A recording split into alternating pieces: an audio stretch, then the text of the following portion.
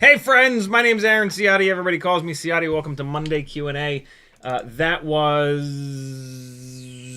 the drifting test, RC drifting test day, analog footage with the Wandering Whoop. Tonight we're gonna do a bunch of flying with the new NBD drone Hummingbird V4. Put a bunch more batteries and a bunch more crashes into it to see if we can sort of confirm that it's durable. I am super impressed by this bind and fly though. $80 on pre-order from NBD Drone's website. Last live stream and the live stream before, there's a link in the an affiliate link in the description if you want to get one of these on pre-order. $80 is a ridiculous deal. I've now kind of fully upgraded it, sort of. I don't know if I would really go beyond this in terms of upgrades.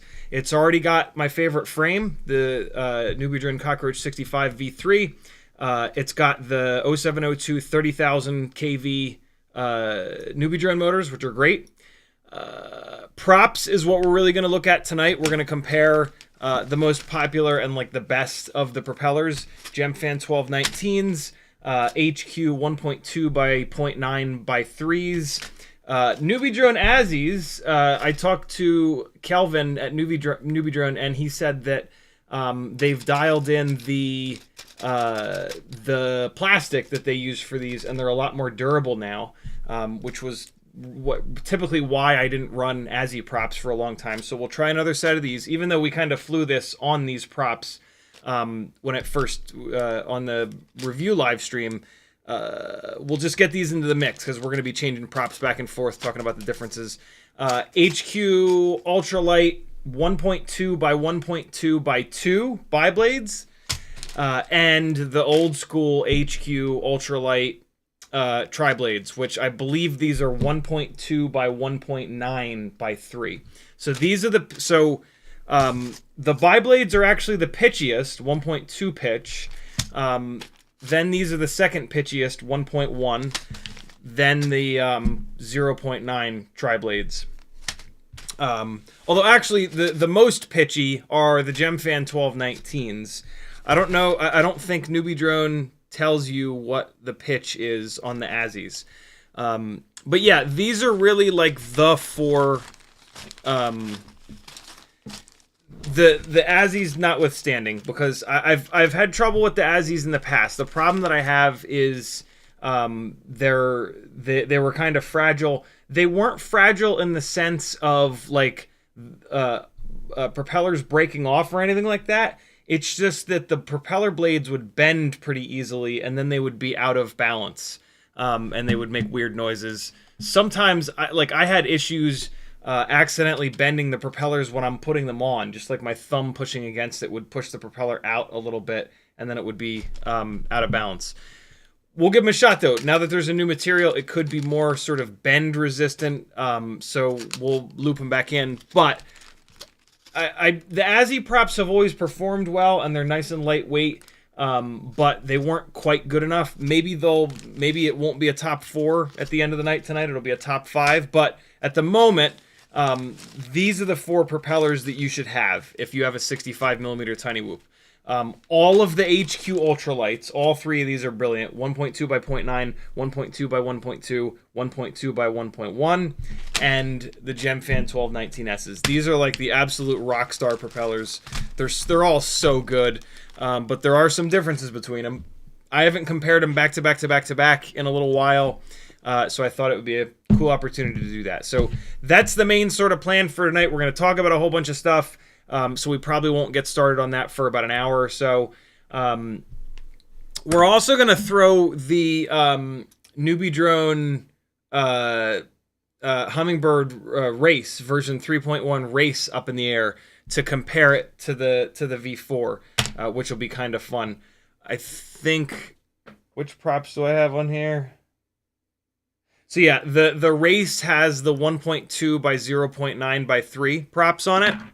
So when I put those props onto the Hummingbird V4, I'll fly this and then back to back with this guy to see what the difference is in saving like a gram or so. We'll also throw them on the scale. They've both got the exact same camera mount. This is the Brain camera mount. I've been having really good luck with it. They're both BT 2.0/A30. This is on the Newbie Drone Light AF frame. This is on the V3 frame. Other than that, they're pretty much... Well, the AIOs are slightly different. The Race has a little bit of a lighter weight AIO. The Hummingbird V4 has a slightly heavier AIO, which also has motor plugs, which makes living with it a lot easier. So yeah, the Race 3.1 is like hardcore kind of race-only rig. You're also going to get to see the improvement in the OSD and the video quality on the Hummingbird V4. That's really the biggest, for me, that's the biggest thing that I'm the most excited about with this over all of the previous Newbie Drone rigs. You'll see exactly what I mean once we fly these. So we're going to fly a bunch of batteries tonight, at least 6, maybe more. Join me if you'd like. Hashtag 6 batteries is in the stream title or whatever. So get your 6 in today. If you don't know, the whole hashtag 6 batteries thing is fly 6 batteries a day. Tiny whoops, you can put 6 batteries in like 25 minutes. From your desk, if it's raining out, if it's hot out, if it's cold out, it doesn't matter. If you fly 6 batteries a day, I don't care if it's on the simulator, tiny whoop, whatever, you are going to get so much better as a pilot. Like a month from now, you won't be able to recognize your flight footage, but you have to do it every day. You have to do the 6 a day. It's, you know, your FPV exercise. So join me. I'm going to do at least 6 today. I've been getting a lot better as a pilot by flying just consistently every single day. I've got a bunch of Betaflight Lava 300 mAh batteries coming off the charger right now. These are actually the batteries that I typically only run when I'm chasing the little RC drift cars. I have like a separate set of batteries that I use for that because I don't want them to get like super abused. And then I have another set of batteries that I run freestyle with that take a little bit more abuse. But when I'm doing testing and I want sort of like everything to be as even as possible, I do use these batteries that are kind of like chase-only batteries in a weird way. So yeah, that's what we're gonna do in terms of what batteries we're running. Hey, update on the memory card issue that we were having on the last live stream.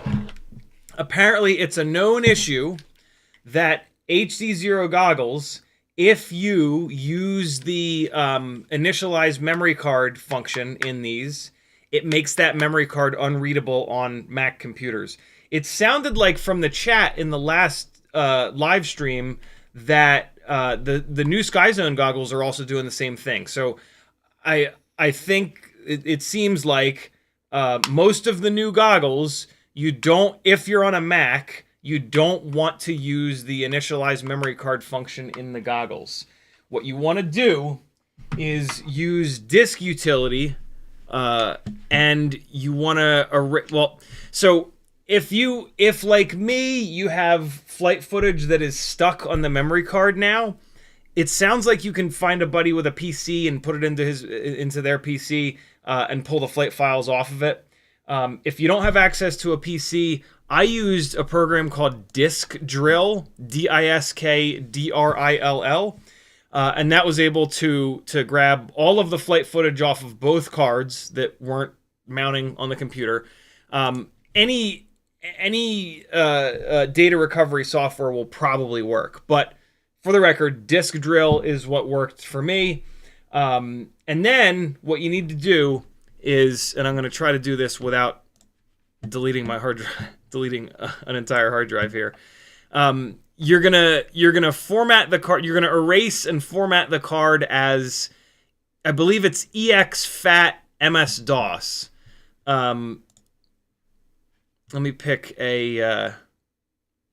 It's too creepy to click an existing hard drive and hit erase. I have to do it with a memory card, or else I'm gonna have a panic attack. Maybe I'll be okay. Oh god, that's so creepy to do that. Okay, I did it. I clicked erase. So you're gonna go into disk utility. It's not gonna mount. The card is gonna be grayed out over here on the left. You're gonna click it, and then you should be able to click erase up here. Right? You click erase, and this pulls up. You want to do MS-DOS FAT. That's what it is. MS-DOS FAT is the format that you want your memory card to be in, and then it will work in the HDZero goggles and whatnot, and it won't show up as unreadable anymore. Yes, definitely don't erase that. So yeah, that's how it works. You might have some footage that's kind of stuck on there. Maybe it's not worth dealing with. Just erase it and put it into that format, and then you'll be good to go. You can put it, and then just don't use the format, the initialize or the format memory card function in HDZero goggles, and it sounds like in SkyZone goggles, and you'll be good to go. You won't have any pains in the ass of having to use recovery software every single time you want to get your flight footage off that memory card. Super glad that I figured that out. Shout out to someone in the HDZero Discord that answered that question for me. The HDZero Discord is amazing. Tons of really smart folks in there. Makes sense, right? Like, open source people are usually awesome. And so, yeah, massive thank you to that Discord for helping a brother out. Render, Doubles FPV, Notice, Frank Nicholas, the J and then something, Sleepy CBR, Frosty, Uriel, Kazuma, Danzilla the Terrible, created by Dub, Notice, Uriel, Render, Metal Dirtskin, EUC, Andrew Taylor, Uriel, Render, Notice, Fizz PV, Yamasor. I think I got everybody. Thanks for coming. Just remember, MS-DOS FAT. So yeah, cool. I got all that flight footage off. Hey, speaking of that flight footage, I'm just gonna start playing it so that you don't have to look at my face flapping. This is the rest of the flight footage from Wednesday and Saturday at Peachtree Drift Lounge. I've now played all of the DJI 04 flight footage. This is now all of the analog flight footage. I really wanted to play a bunch of this on the last live stream to give you guys a head-to-head of the 04, of me chasing the drift cars with the 04 setup, which is like 8 grams heavier, versus the analog setups. But we had all those problems getting the flight footage off the card, and I could only play like a tiny little bit of the analog flight footage. So this is all the analog flight footage now. If you guys want to see the difference in performance between these two rigs, basically an 8-gram difference, you can watch that last live stream from, it was just yesterday, I guess. Yeah, yesterday at 3 o'clock has like an hour of flight footage from the DJI build, and now you're about to have the analog build. The long and short of it is that the analog builds are significantly lighter weight, so they have much better runtime. They change directions much better. They slow down much better. They kind of do everything better. in terms of chasing these little guys. If you're going to go do this and you're doing it to have fun, there's really no reason to do it with an 04 build. Like, I guess it's kind of a little bit more fun to have like the image in your goggles be a little bit better, but like if you're not going to edit this down and you know, throw music under it and put it on YouTube or Instagram or whatever, there's just no reason. You're paying an extra $100 for the builds. You're going to get like half the runtime, sometimes even less than half the runtime. My one analog rig, I did a battery that was almost 6 minutes long. On the 04 rig, I get like just over 2 minutes. So yeah, there's a huge difference. It's definitely more fun to chase them with the analog rig because it's just so much lighter and it's just so much easier to stay with them and get those really cool shots where you're like down on their door. It's just weight. It's lightweight, man. Lightweight fixes everything. So yeah, here you go. So these the opening of the live stream was the Wandering Whoop, actually, which is on its way to Quad 6.6 now. This is like a regular old Mobula 6 2024. That's it.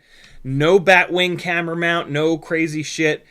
$110, $120 or whatever, Mobula 6 2024.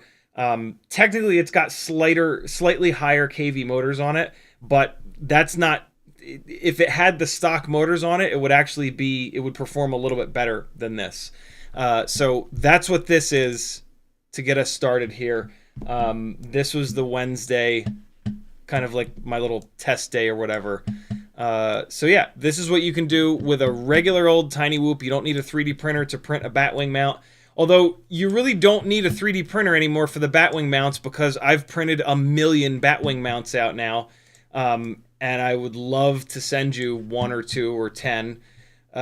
So yeah, buy something off my Etsy store and then put in the notes, Batwing me please, and tell me what camera you're going to be using, and I will include, and you can even throw a color in. I have the full rainbow of colors, and I'll throw a Batwing mount into your order. At some point here, once I get the pictures taken, the Batwings will be like an item for sale on the Etsy store, but for right now, yeah, if you're too antsy, you can snag one. And yeah, all you need is a Cockroach V3 frame, and then the Batwing mount slides right over the little hookers, and then you're done. It's like outrageously simple. I have the Batwing mount for like standard cameras with standard lenses, BI, and all those that use that standard like kind of bigger glass lens. And then I have a bat lens for the Runcam Nano 3. Huge thank you to Timmons for designing all the Batwings. Their Crom and Yin Yang have also done a 04 Batwing mount as well. So if you're going to do an 04 build, I got you covered there as well. Just let me know. So, all right. This is rolling. CiottiFPV.com is where you can support me. It's the only way that I can keep doing this full time and keep telling you what's good and what sucks. Hook a brother up, support me, join my Patreon, buy something from the Etsy store, book me for a half an hour of my time through Fiverr so that you can really learn a lot very quickly. Get a rig like perfectly dialed in, or plan your next build, or we can go into the simulator and get you flying better. A whole bunch of affiliate links over there. Change your bookmarks to affiliate links. Just use someone's affiliate link when you check out. Pretty much all websites have an affiliate program. And there's a merch store. There's a Teespring with fun t-shirts and whatnot. Treat yourself. Get yourself some t-shirts. Again, this is the Wandering Whoop. In the chat, if you want to talk to me, type CiottiFPV or do a super chat. EUC says, thanks for the free Propodial and the Etsy order. Got that today with my drill bits. You're certainly welcome. Every single Etsy order also gets a Propodial thrown in there. I have all the different colors. If there's a specific color you want, let me know. If not, you're going to get the violet purple. FizzPV says, did 5 on the Meteor 75 Pro at work and then 2 at my park before the wind got me. I'm down to 1 motor now. Then flew 4-inch for 2 batteries before I caught the top of a tree. 3 props. Nice, dude. Fizz putting in the time today. Very cool. Render says, I went to my first meet ever with a local FPV mob and had a blast. Just wanted to thank you for being a huge part of my journey in this hobby. Pumped for more meets and more friends. Very cool, man. I love that. Finding some local folks that fly is super cool. Boy, does that keep you sane and keep you interested and all the good things. Oh, you know what? I always forget that there's a that the HDZero goggles have a mic on them. This actually has like full audio. I'm playing it through the speakers. The problem is, at some point I'm going to talk and it's going to be really loud.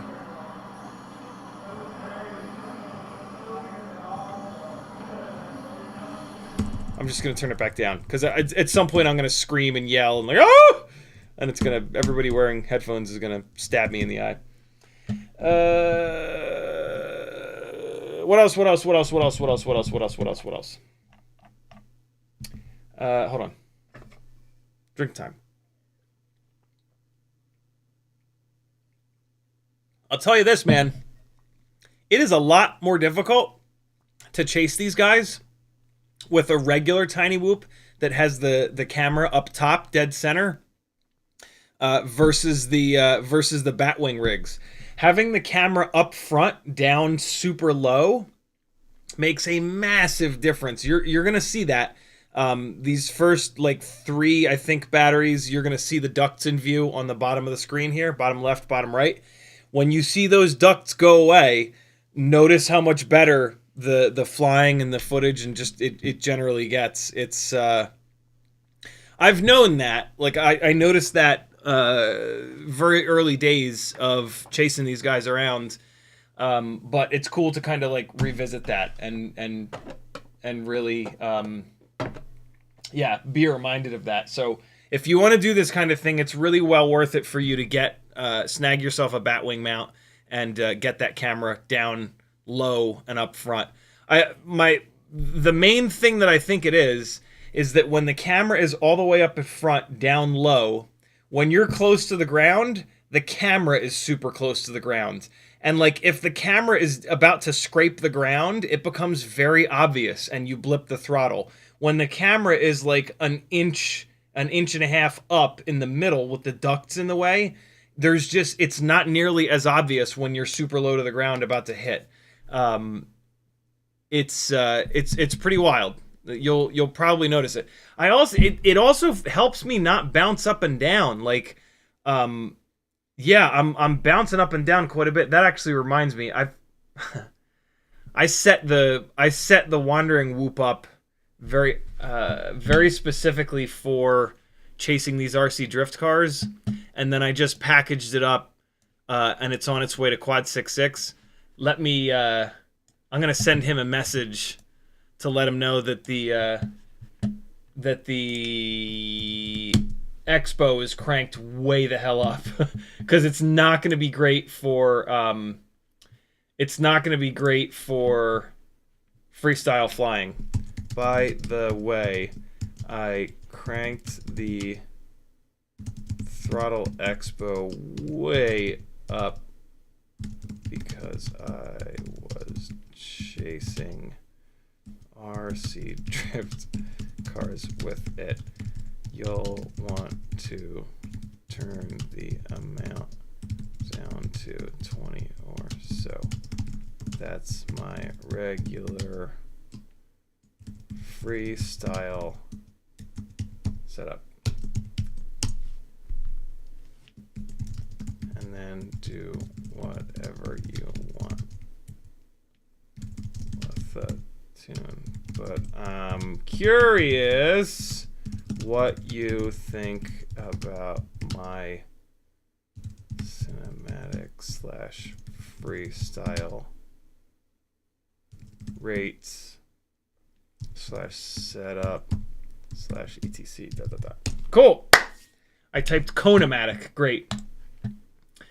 Nothing like a little bit of Conematic flying. Okay. So we got that. Great. Farts. Everybody type farts in the chat. It'll be fun. Excuse me. All right. So, what are we doing here? What's happening? Let's weigh some of these props. We're gonna fly these props in order of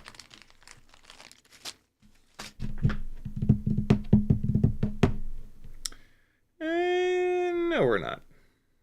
Well, I don't know. There goes farts in chat. Yeah, we're gonna fly these in order of weight, I think. Methinks.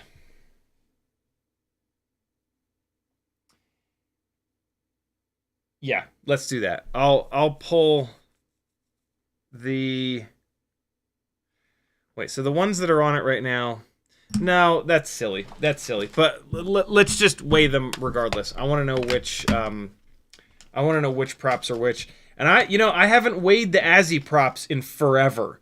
So I'm super curious what the Azi props weigh compared to the rest of these.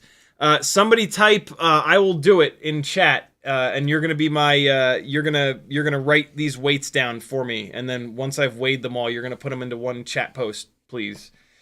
The Azis, 4 of the Azis are 0.72 grams.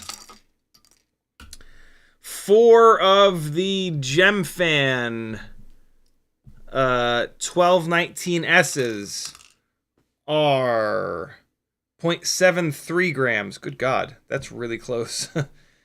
So I mean, they're realistically the same. This scale is not accurate enough. 4 of the HQ ultralight biblades are, boy, 0.47 grams. God, that is really light.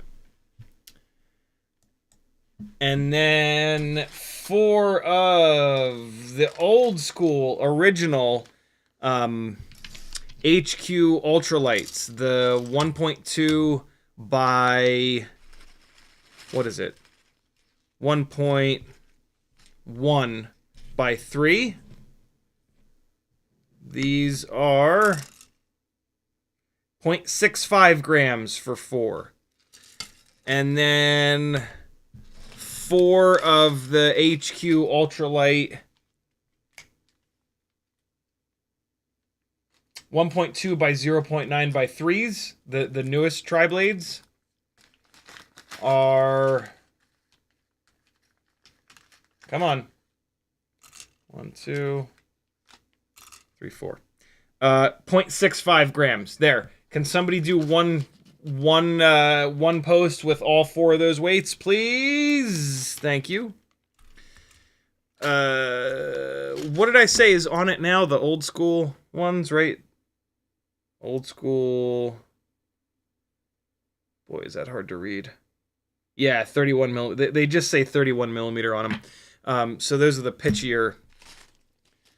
All right, so I don't need those. I don't need that bag of props here. Here are the biblades, 1219S, Azis, 1.2 by 0.9s. I am going to need a set of these to put on. And they might as well be pink, I guess. All right.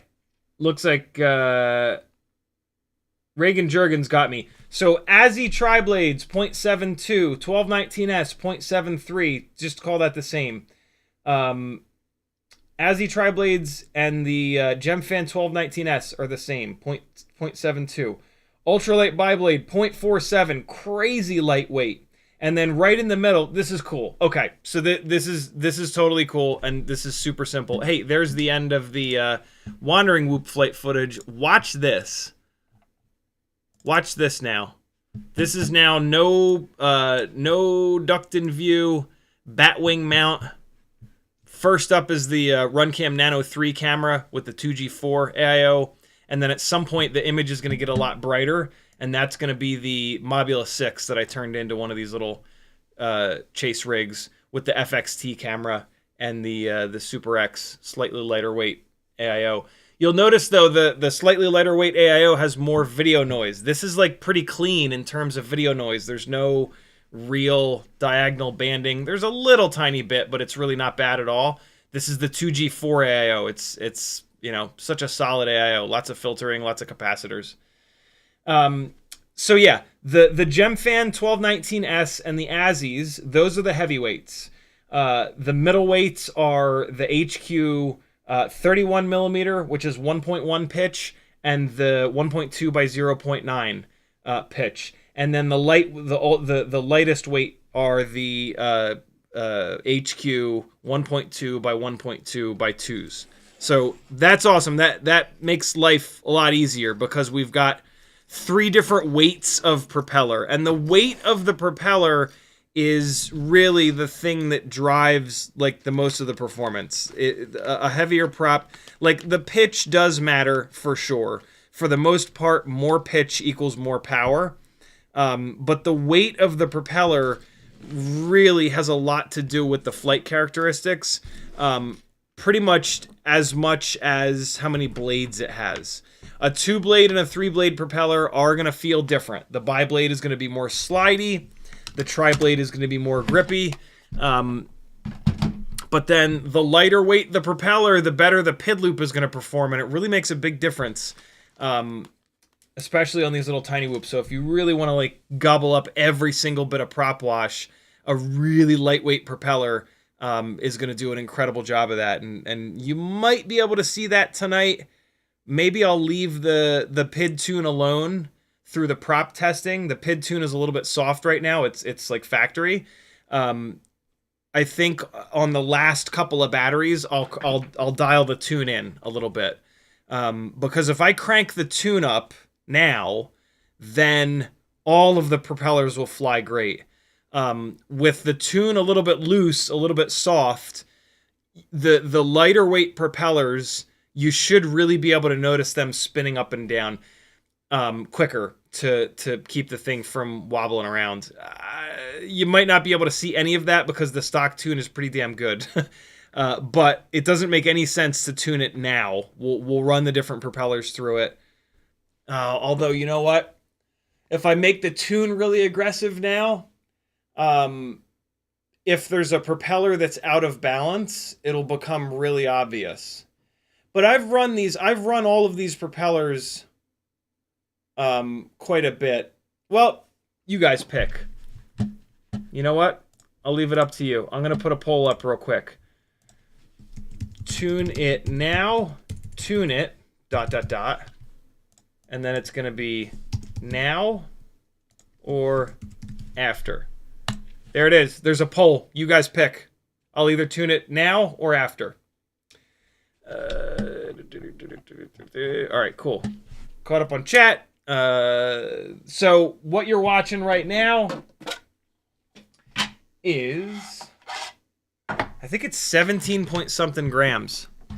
There you can see how much throttle expo I have in. I was just kind of dialing it in. I hadn't flown these rigs since I chased these guys on the carpet, and they go much faster on the carpet, so my throttle expo midpoints were all wrong. 17.6 grams was what you were just watching. Hey, here's another battery with the wandering whoop, actually.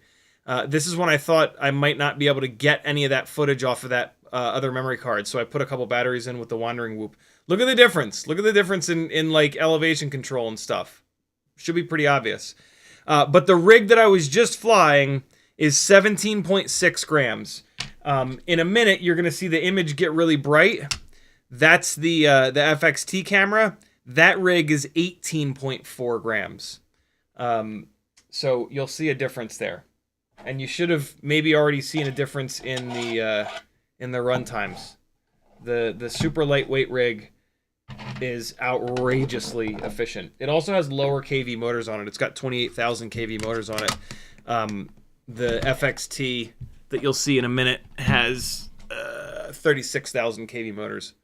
But I mean, I'm not using full throttle hardly at all here. Okay, so we weighed some props. We've got the HQ ultralights on here. Oh, let me really quickly... Here's landing on the... I saw that I saw that Stuart, the other pilot there, had landed on the back of the pickup truck, so I joined him. All right, check this out. Just super quick. This is the Hummingbird V4 in what I think might be its final form. I don't think I'm going to change it from here. Brain, B-Brain camera mount. Absolutely love it. This mount saved 1 full gram. This got 1 full gram lighter by just putting this mount on. And this is a 25-degree mount, which is kind of perfect. 25 degrees is the lowest up tilt for his mount, and it's just about perfect. And then I took the 2 stock antennas, and I just put a piece of shrimp wrap around them to give them a little bit more sort of solidness, and to keep them, like, even if this bends down, they're not really going to go in the propellers, hopefully. But I did put, like, a little bend upwards. And yeah, it's been totally fine. The long antenna that's sticking out, that's the ELRS antenna. The 5.8 antenna is actually inside this shrink wrap here. And so yeah, it just kind of keeps those 2 antennas together. No big deal. Very, very cool.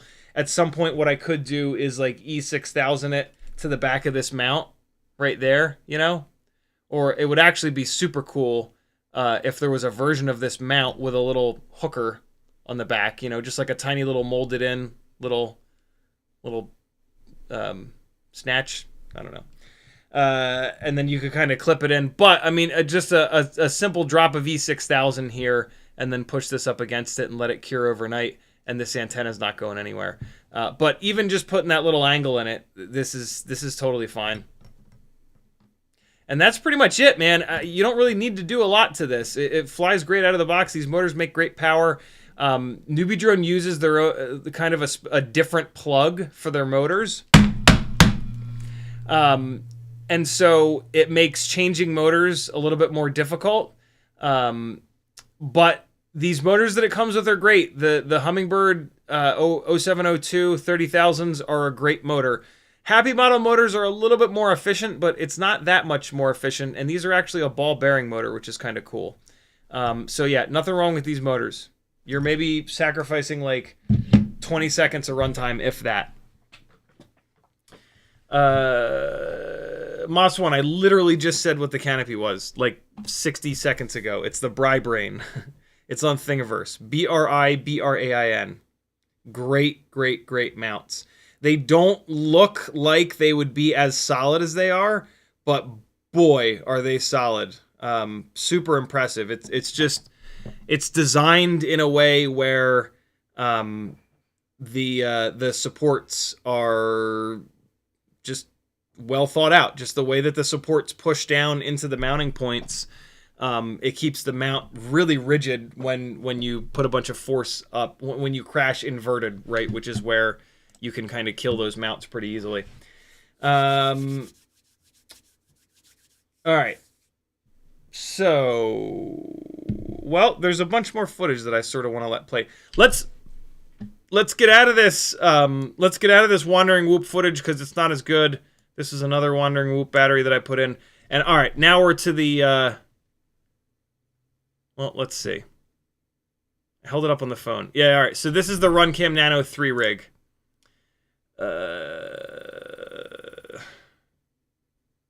You can kind of tell by the lack of contrast, but what's actually it's if you're gonna, like, when you're flying through it, you don't necessarily notice that there's not much contrast. You just kind of adjust to it, and I mean, you can even make an adjustment on your goggles to push more contrast in. And then, like, when you look at like D-Log or RAW footage, it's low contrast like this, and then in post you can crank the contrast up. That's a much better scenario. Like, it's a much better scenario for the camera to not push too much contrast in than to push too much contrast in, because when there's too much, it's much harder to back it out than if there's too little contrast pushing it in post. So it's weird. Like, the Runcam Nano 3 is kind of a better bet if you're going to edit and like color correct analog footage, which is an insane thing to do, and like nobody really does, but I do every once in a while. So yeah, this is now Saturday. Lots of insane drivers here. It's cool. The much like with full size drifting, the better the drivers, the faster they go, the more consistent they are, the easier they are to chase. So I was able to like really settle down here. Of course, you got to ham it up when there's a camera pointing at you. That's just an absolute requirement. This car was super cool. I think it's when he's on the brakes, the head and tail lights seem to do different flashing patterns when he's on the brakes versus when he's on the gas. I think, maybe not. But very, very cool. Double cameraman action. I think I played this flight file on yesterday's live stream at the beginning and the end. Let's dive into this one here. I think this is the same. Yeah, this is the same rig.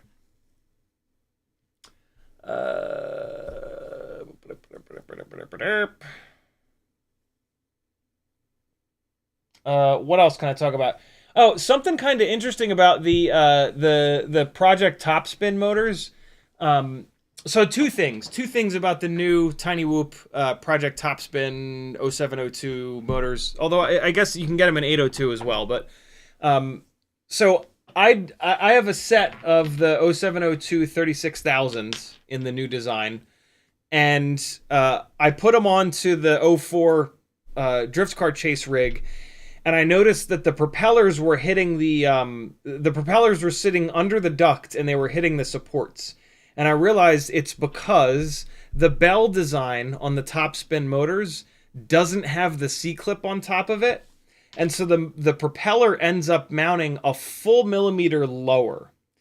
The Project Topspin motors are about 0.1 gram lighter. In order to get the prop to spin around the inside of the duct properly, you got to run a 1 millimeter spacer to bring the prop height back up. The weight of a 1 millimeter spacer and the slightly longer screws that you need is 0.1 gram. So the Project Topspin motors are not a big deal. It's just that you need to get some motor mount spacers. Tiny Whoop sells them, so you might as well just buy them when you're buying your Topspin motors. I also have them on my Etsy store if you need them. And then, yeah, then you're going to use, if you put these motors into a Cockroach V3 or Light AF frame, you're not going to use those ultra short screws that it comes with. You're going to use regular old motor mounting screws, and then you're going to use those 1 millimeter spacers, and then you're going to be golden. If you try to put these Project Topspin motors into any other frame, you're going to have to get longer screws. You're going to have to get like M1.2 by 5, I believe it is, screws. I actually also have those on my Etsy store. So yeah, that's the deal with the Project Topspin motors. They are significantly shorter. And so, yeah, you're going to have to run motor spacers with them. Personally, the motor spacer thing is just a little bit annoying, so I'm going to just covet my old school motors that have the C-clip on top. It doesn't matter. The weight evens out.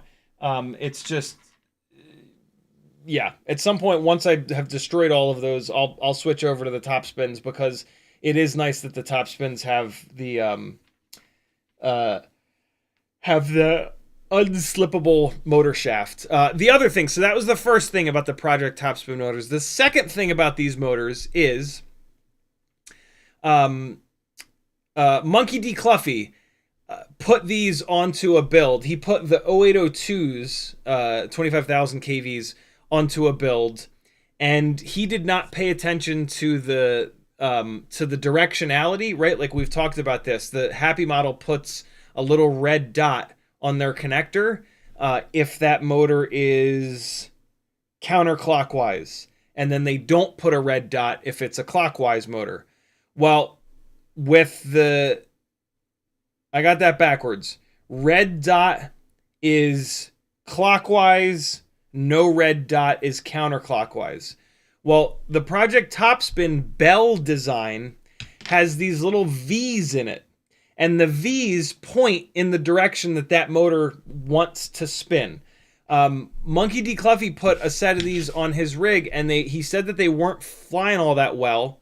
White Fox commented that they're spinning the wrong direction. He saw in the picture that the little V's on the bell were going like backwards. So basically, what Cluffy did is he just hooked the motors up, didn't pay attention to the red dot or the bell, and then he went into Betaflight and he did the motor direction wizard and got some of them, or maybe all of them, spinning in the wrong direction.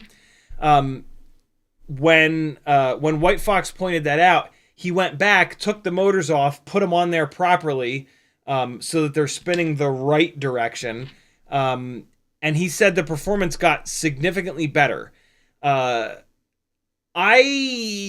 have a funny feeling something else might have been wrong, but there's a chance that because of these little V's, if you look at so there's something called a NACA duct, N-A-C-A duct, that's very commonly used in motorsport. It's like one of the most, if not the most efficient way of taking air off of a flat surface and bringing it inside. So you'll see a lot of race cars that run NACA ducts like on the side windows, and then there'll be a hose hooked up to the inside of it, and then that hose goes to the driver's helmet or the vents or something like that. A NACA duct, it's got a shape that's kind of like this. It's kind of like a triangle. Not exactly, but it's sort of somewhat triangular shaped. And a lot of people, and the way that the NACA duct works is that the skinnier part of the triangle by my fingertips here, that's on the leading edge, and then it gets bigger down towards the back where my palms are, right? So it makes roughly this shape. The correct direction to spin these top spin motors is so that this shape is going forward. And so I have a hard time believing it because there's very little air gap between the bell and the stator. And so I'm it's hard for me to believe that it's producing an appreciable enough amount of airflow down through the motor. But here's what's interesting. The Korea Rhea motor, I don't know if that was the name of the motor. Yeah, no, the motor was called the Korea Rhea. It had the spokes on the bell were the same kind of deal. It was set up like a fan. And someone tested it. I don't remember who it was, but they showed something. They showed that compared to it made a difference. It wasn't a big difference, but it was some sort of a difference. And so that supports these top spin motors wanting to be spun in the correct sort of direction. I'm still super yeah, I don't know about that. But hey, look, there's no reason to not spin them in the correct direction. So spin them in the correct direction. That's it.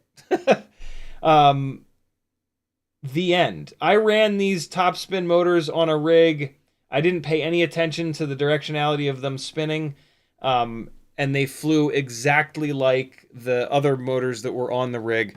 The old school design motors, which don't have any kind of a directional vent in them for the top. So I don't know. Look, maybe it matters, maybe it doesn't. If you get Project Topspin motors, absolutely make sure that you're spinning them in the correct direction. It's easier that way anyway because you don't have to use the motor direction wizard in Betaflight. You can just plug the motors in and go. So yeah, pay attention to the little arrows on the top of the motor. You want them spinning with the leading edge forward. Like the direction that the little arrow points, that's the way that you want it to spin. And maybe it'll help, maybe it won't do anything. There you go.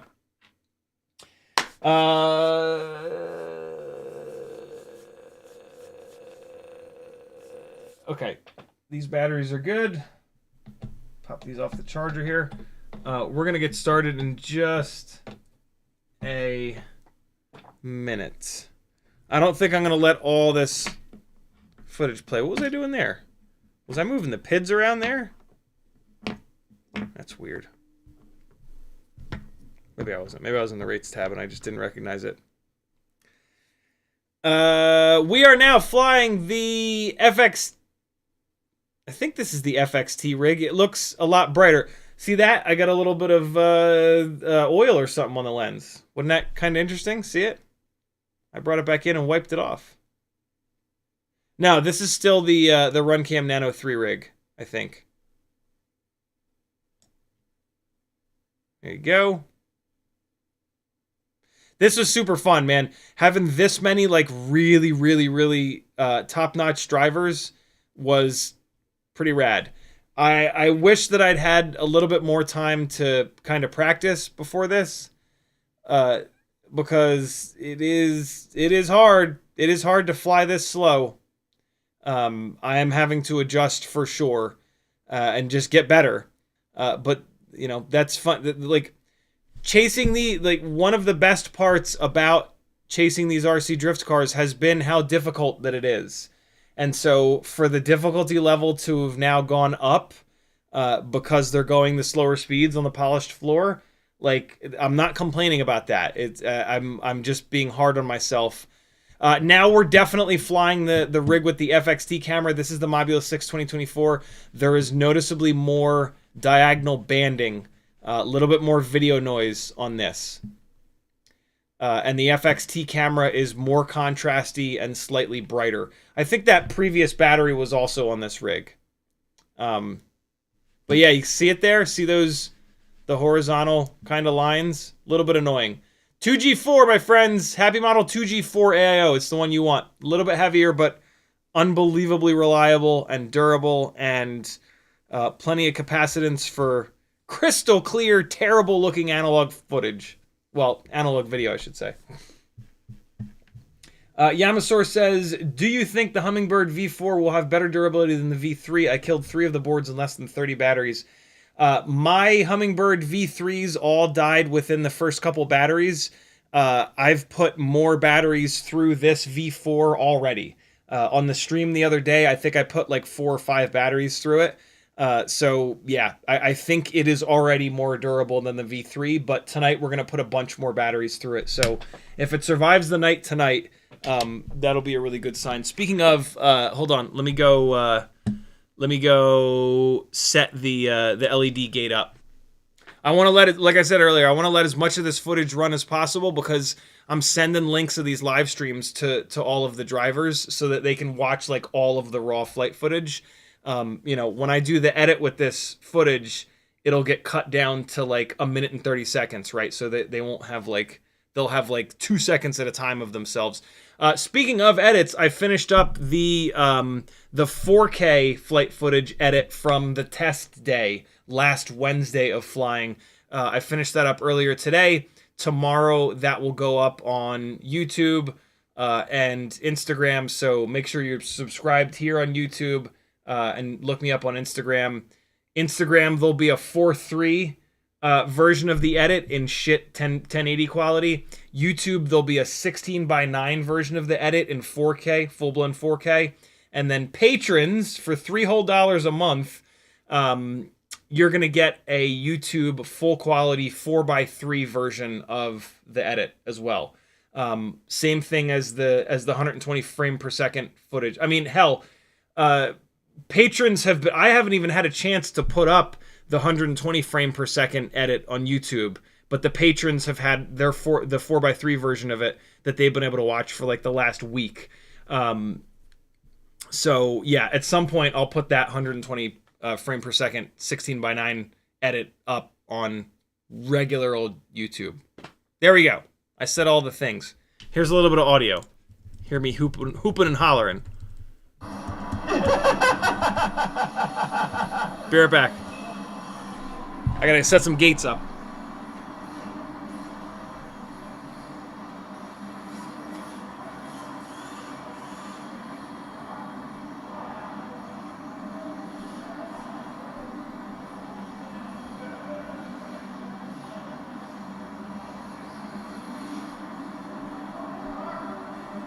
Speak me from the past. Say something.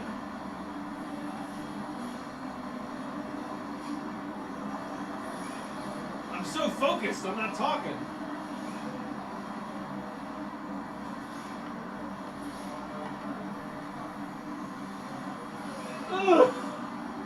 Yeah. Yeah. Yeah. All right.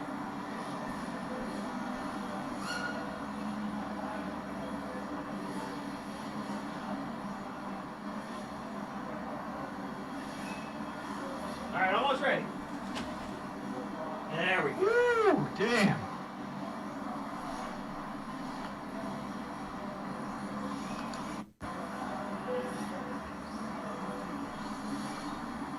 Okay, I'm back. Look at that, 36,000 kV 0702 power there. Again, this is basically a Mobula 6 2024 with a batwing mount and a frame swap. And a motor swap. 0702 36,000 kV motors. The rig with the less contrasty camera is an old school Mobula 6 with a motor swap. 0702 28,000s, batwing mount, and a frame swap as well. Same Cockroach V3 frame. Okay. One more question in chat. A little bit more of this play. James Thomas says, so with Betaflight and changing the wire for motor direction, what's the deal with the dots? Can you not change direction on Happy Model motors? Nope, you can absolutely change direction, but on the new top spin motors, you want them to spin in the correct direction. The red dot on the motor plug is for motors 1 and 4. The no red dot on the motor plug is for motors 2 and 3. Although that is props in. If you're going to go props out, it's the other way around. Strike that and reverse it. The red dot on the plug... Well, look, it doesn't. Don't worry about the dots on the plugs. If you have Project Top Spin, it only matters if you have the top spin motors. And if you do, just look at the top of the motor. Look at the bell, and there's an arrow. If your props in, if your props out, make sure that the arrow is spinning forwards. That's it. Super simple. Don't worry about the red dots. All the red dot means is that 2 of the wires have been crossed. On the red dot, 2 of the wires are crossed. No red dot, the wires aren't crossed. That's how you reverse the direction of a brushless motor. Is you take any 2 of the wires and you reverse them. Happy Model does that for you. And then they put the red dot, or they don't put the red dot to let you know. But on the old motors, there were not directional vanes in the bell. So it didn't matter which way you spun the old motors. But these new motors, it might matter. It might not. I'm not sold on this. And I don't know if I'm going to test it either. Because it just doesn't matter. Like, you should set the motors up so that the arrows are pointing forwards, and that's it. Just look at them when you're putting them on and put them in the right spot. I will say this, if you do it wrong, if you have top spin motors and you accidentally do it wrong, do everyone a favor and try to be as scientific about the testing as possible. Like, really try to get the placebo out. Don't just don't go into it like, yeah, this is definitely going to make a difference. Go into it like totally agnostic. And if you put them on wrong, fly a bunch of batteries with them spinning the wrong direction for the vanes, and then swap it and fly a couple batteries and let us know if you can tell a difference. Try to get some run times, see if you can figure that out. But if you get the top spin motors, there's absolutely no reason to not have them spinning the correct direction. So just do it the right way, and then you're good.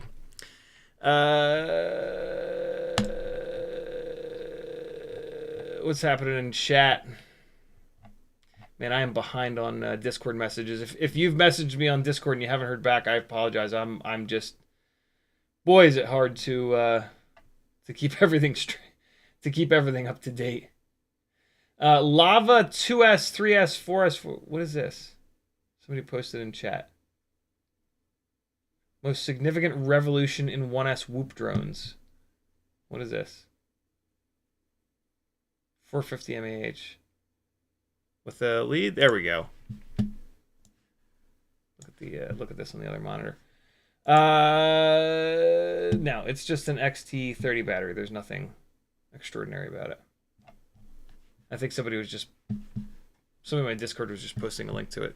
Hey, look at that. That's all the flight footage. Perfect. All right, awesome. So there it is. That is every bit of flight footage that I got from Peachtree Drift Lounge last Wednesday and Saturday, between yesterday's live stream and today's live stream. There we go. And look at that. It's 11 o'clock. How perfect. NBD Drone Hummingbird V4, full review and some upgrades from yesterday's live stream. The long and short, for $80, it's insane. Out of the box, it's a little bit heavy. The mount that they have, the new school Goober mount, is about 1 gram heavier than a like full-bodied kind of TPU mount. There are TPU mounts that are lighter than this Bri-Brain mount. You could bring the weight down even more, but I'm going to definitely recommend that you swap to this Bri-Brain mount. I'm going to have these available on my Etsy store soon enough. This will save you a full gram, and this mount will never break. The Goober canopy is like a hard plastic. If you smack that against something like really hard, like concrete or something like that, hard enough, you will break that Goober canopy. So I think this Bri-Brain mount, you'll get a little bit more durability as well. The only thing I don't like about this Bri-Brain mount is it kind of pushes up against the camera connector in the front. When you put a camera connector that far forward, this is going to be a problem with pretty much all mounts. I didn't happen to notice if the Goober mount did this same thing. I have to assume that it did, though, because look at the width of the screw head, and then look where that camera plug is. There's like a nothing gap in between the two. It still flies totally fine like this, and frankly, I would rather have TPU pushed up against it like this. So yeah, I think this is actually going to be fine. There's not like a specific force being put on that camera plug, but if I have to find something about the Hummingbird V4 that I don't like, it's that the camera plug is all the way far forward like that. Whether or not that'll be an issue at any point, I have no idea. My guess is going to be no, but you never know. Other than that, I am blown away by this AIO. So let's fly it. Oh, perfect. I'm going to run the HDZero goggles with the memory card in them. I'm not going to initialize it.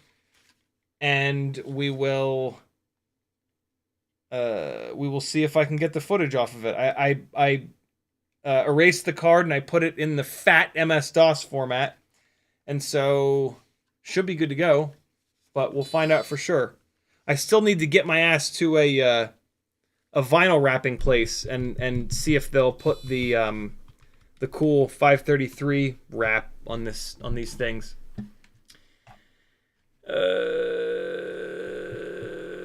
Okay.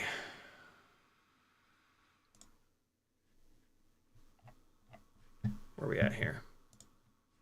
Here we go. I mean, that's been playing the whole time. Cool. So first up is the NBD Drone Hummingbird V4 with the old school HQ YOLO props is what I've been calling them. They are 1.2 inches in diameter by 1.1 pitch by 3 blades. These are the middle weight propeller.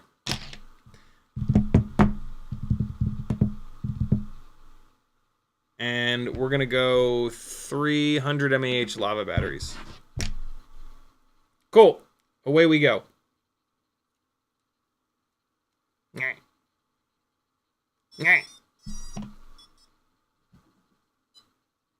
Teddy heard it. He's interested. Oh, wow, there's like no duct in view with this Bri-Brain mount.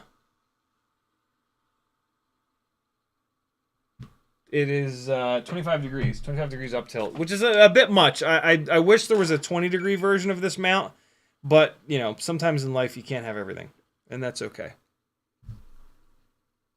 Makes you appreciate when you can have cool things. Come on, ELRS. There you go. Fizz says if you were close enough, I would wrap it for you. You do the vinyl wrap stuff? Shit's crazy, man. Oh man, I just bumped the goggles and they restarted. There we go. All right, hold on. Goggles are coming back on. The barrel plug was not plugged in enough. Come on, HDZero goggles, you can do it. I want to do the update to the goggles. Apparently, they boot 1 full second faster with the new firmware. Pretty cool stuff. Okay, hitting the. I've set these to. They refused to auto record for whatever reason on Saturday. So I went in and I turned the auto record thing off, and so now I have to remember to hit the button. Oh my god. What's up, Spaghetti Man? What's up, Senior Spaghetti?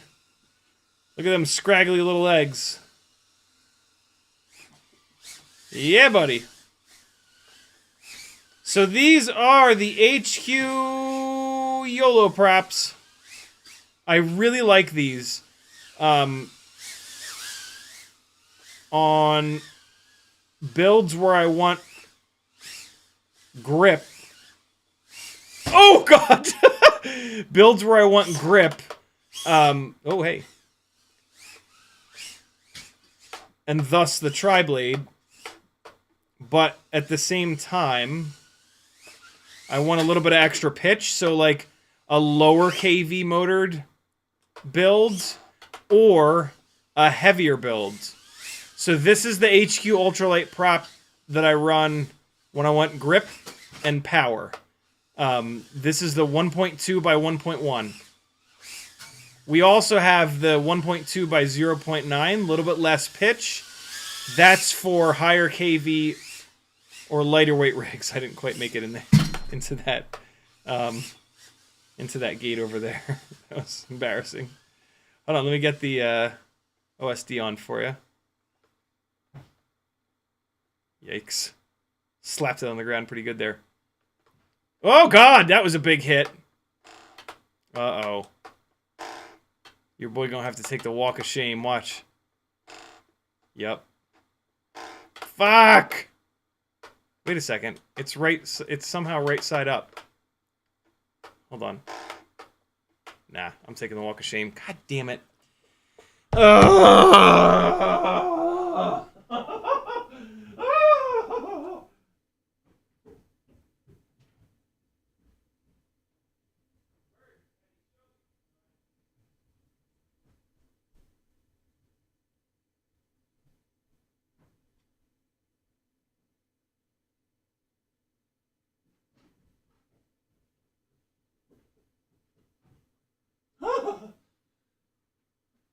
All right, well, that was a pretty good hit, and it still lives.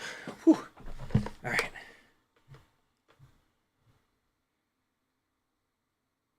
Teddy Spaghetti is choosing a toy. Gonna bring it down to me, as he always does. Full room power loop. There we go.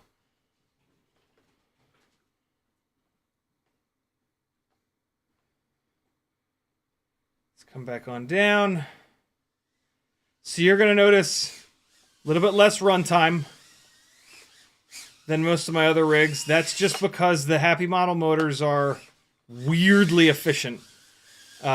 These motors, even though they're only 30,000 kV, everybody other than Happy Model uses a different method of measuring kV. Happy Model's method of measuring kV, you end up with a much higher kV number in comparison. And so, like, these Newbie Drone 30,000s are probably the equivalent of, like, a Happy Model 36,000 in terms of power. But you still don't get the same amount of runtime. So, like, don't look at the runtime and look at, like, 30,000 kV and be like, oh my god, those are the least efficient motors ever. these are pretty close in power to, like I said, like a 36,000 or maybe even a 40,000 kV Happy Model motor. But on both of those Happy Model motors, I'll usually get over 3 minutes of runtime. Let me run another battery through this. There are a couple of these batteries that are sort of struggling, so I'm going to try to do 2 batteries on every set of props here, just so it's totally fair. And the antenna got a little bit like bent downwards, and just super simply bent it back up. And then I'm just going to put a little bit more of an up angle in the in these 2 wires, in the 2 antenna wires. Yeah, there we go. That's nice. Cool. I'm super impressed by this $80 build. Hold on. What's on the lens? I got smack on the lens. Hold on. Oh, you know what it is? It's Teddy Drool. That's better. And my God, the video quality. It's just you can see. You can see where you're going. Look at that. Look how contrasty that is. It looks great. Oh my God.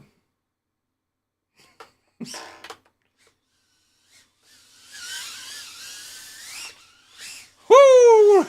Oh my God. Oh God, no.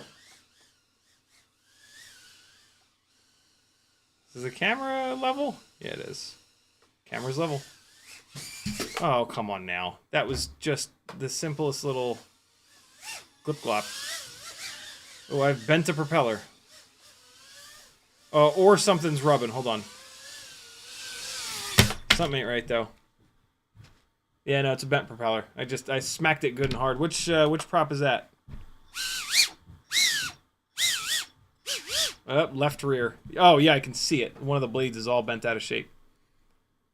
That should be better. Yep. Sounds better.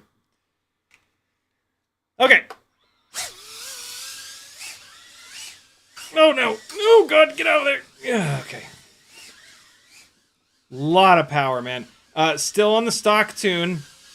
Oh, I put that pole up, and then I didn't look at the results of the pole. I hope you guys wanted me to tune it later, because that's what we're doing. Now, hold on, let me look at the poll. After, yeah, 56% said after. Good idea, guys. Good idea. After, that's the way to go. Oh, God. No. Hey. Oh, come on. Let me out. Let me out of here. Let me out of there. Thank you. Oh, God. Okay, hold on. Something ain't right. It's me. I'm not right.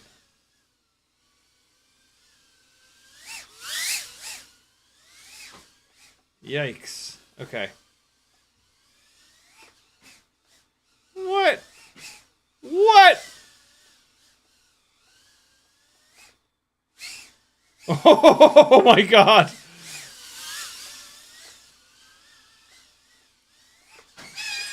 Come on now. Oh. It's stuck.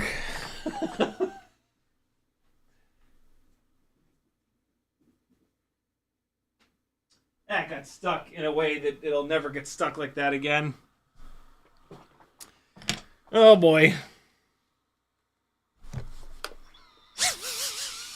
A little bit more. And then we're going to switch props. Oh boy, was that sexy looking. Hi. Came to see me. Alright, this battery's almost done. Oh shit. Teddy gonna eat me. A little bit of railgun. But on the other side, I prefer doing the I prefer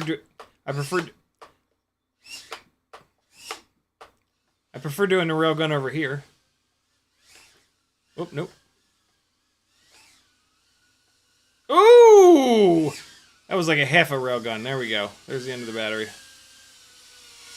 So we got to like 2.5 minutes. Not bad. Look, for $80, the runtime is good enough. And it's the same runtime that you're gonna get from like the Beta FPV stuff, everything but the Happy Model stuff. If you really care about runtime, get this, and then desolder the motor leads from these motors and solder them onto Happy Model motors, and away you go. You'll be all set. But I like these motors a lot. They are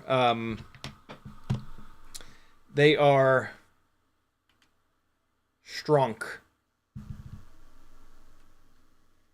They make really good power. Okay. HQ 31 millimeter is what these props are usually called. What they actually are is 1.2 by 1.1 by 3. They've been out for a while. They're a great choice. They just work. And I think they're sort of the best all-arounders. They're not the most pitchy. They're not the lightest weight. They're just like, yeah, they're the middleweight option. They have good pitch, good power. Yeah, they're the all-arounders. They're the best all-around prop right now, I think. The most similar propeller to these is the 1.2 by 0.9 by 3. A little bit less pitch, basically the same weight. Less pitch is going to allow them to spin up and down faster, so you're going to get slightly better PID loop performance, but you're not going to get as much power and top speed out of them. And so we shall put these right here. And then... So... Let's run those next, actually. No. Let's go to...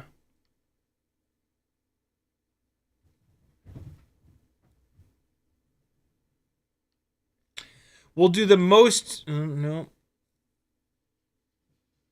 We're going to bounce back and forth. So these are the middle-of-the-road props. Now we're going to go to a heavy prop. Let's go to the Gemfan 1219S. Let's do that. This is the most pitchy, 19 pitch. 1219. And this is a heavier propeller. It's just like noticeably heavier. So let's run these next.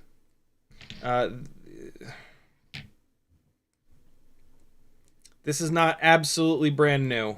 There's a couple little marks in the leading edge. That's fine though, because they're gonna get banged up within a battery the way that I fly and crash. So this is okay. But for the record, if these are not perfectly balanced, it's because they've been flown before and I put them back in the bag because I'm a cheap bastard. ETHX says, I recently bought the Goku 1-2S AIO HD V2. Thank you for the recommendation. The only issue is that bidirectional D-Shot won't work with Blue Jay flash to the ESCs. Betaflight gives 100% error. That's weird. What version of Blue Jay? I mean, it shouldn't matter, though. That's super weird. Although, there's a couple of... maybe there's just one. But there's at least one Beta FPV AIO where you can't use... Oh, no, bidirectional D-Shot works. It's the digital idle that doesn't work. Yeah, that's super weird. There's no real fix for that. It either works or it doesn't. Well, make sure that you're giving it power. Make sure that you're... it's going to show 100% error until you plug a battery into it. Hopefully that's the problem, because that's an easy fix. All right. I shouldn't need to charge batteries. Gemfan, from now on. Gemfan 1219S propeller. Let's see if I can tell a difference. Now it's all red and purple, yo. It's all CiottiFPV'd out. Surprise! Look at him. It's like a cartoon character. Buddy, you got to grow that hair out on your legs, man. You look terrible like this. You got that big, beautiful schnauzer head and then scraggly little legs because your fur got all matted and we had to have him shave you all the way down. Wow, he looks so silly. Look at it. Look at him. He's really intense. Let's see what happens when I arm it. Ready? Doesn't care. I'm going to give it a little bit of roll. Ready? Here he's going to go crazy. Hey! Oh! Hey! Eat it! Oh, boy! Oh, boy! He didn't like that. Oh, boy! Okay, Gemfan 1219S's.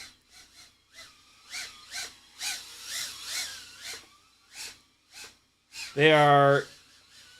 Alright, well, here's... They're not spinning all the way down. Alright, so this is kind of unfair because the propellers are just straight up not balanced right now, and it could very well be because of the banged up ones that I put on. So hold on. Let me spin each prop up and see if there's one that's drastically out. One. Prop number 2.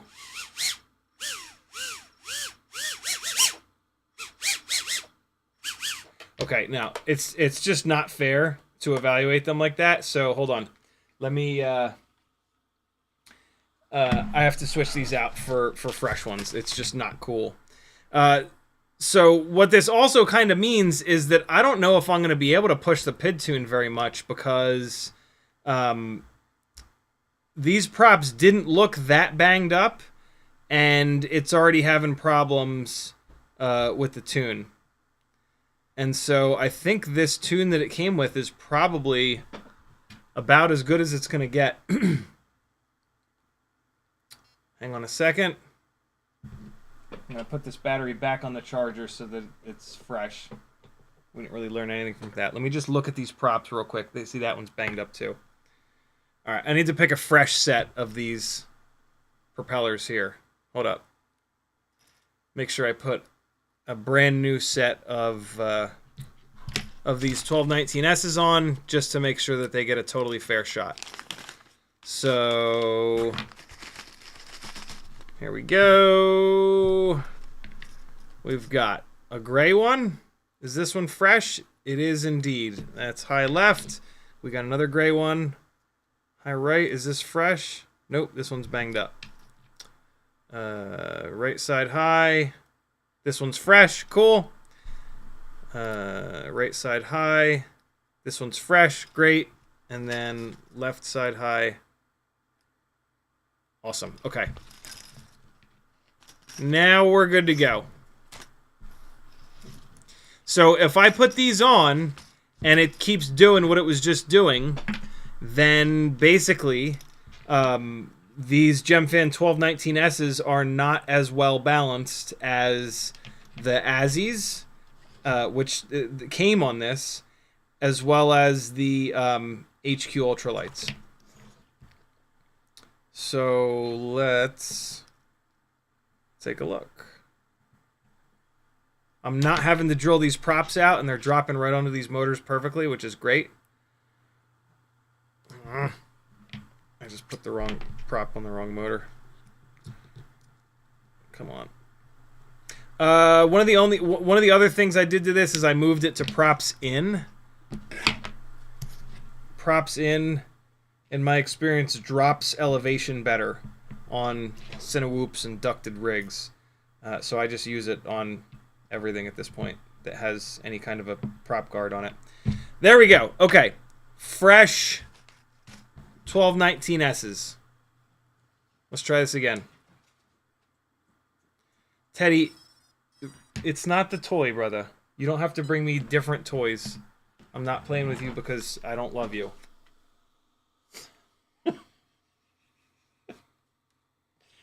It's an issue of love. Or lack thereof. Oh, wow. See it floating? Yeah, these are not as well balanced. I'll be damned. We'll still fly them. Oh, boy, it makes flying it hard. So, one of the ways that you can fix that issue is just to grab the master multiplier and turn it down. See, it's at 1.0. I'm going to move it down to 0.8. And so now the PID gains are drastically lower. Wow, it's still not spinning them down, though. That's weird. Oh, for God's sakes.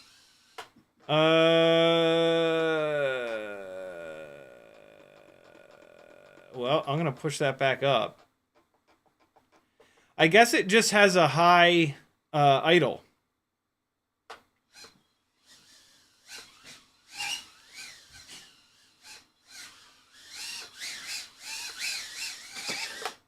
Jeez. Gemfan 1219S's. They feel, I mean, they are heavier. Whoa. They are a heavier propeller. And so, like, it just doesn't feel quite as crisp. It does have good power, though. 19 pitch is a lot. It doesn't necessarily feel like it has much more power. Let's throw another battery at it.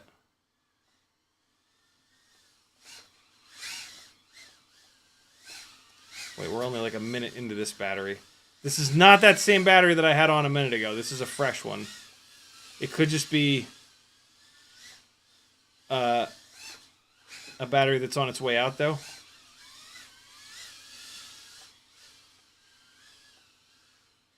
These props don't sound as good. Like, it sounds like the motors are rattling more with these props. Whoa, what was that? I think one of the props just flew off, actually. To check that, you go into turtle mode. And you push... Yep, left front propeller has parted ways with the motor. Hold on. Hi, Teddy, what are you doing? Oh, nope, the prop is still there. Oh, boy. Uh-oh. What has happened? Oh, God, the left front motor's barely spinning. Why is that? What has happened to you, little friend? We got to 2 minutes. We could have probably... All right, so the runtime seems fine, but something's happened to the left front motor. Let's... Yarr. See if I can see what's going on here.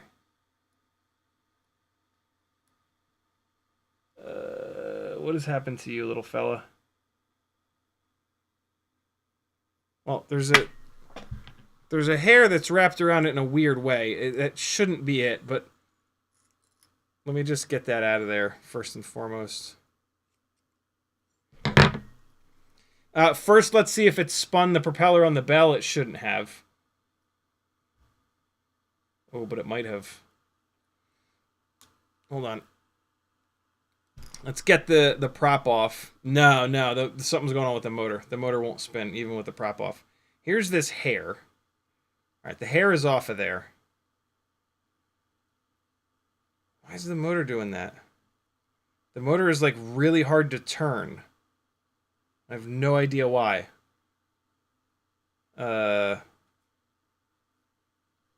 What's your deal? What is happening? So the C-clip on the bottom is not binding up.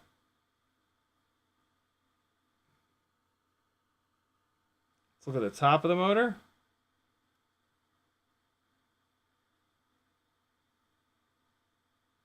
What happened?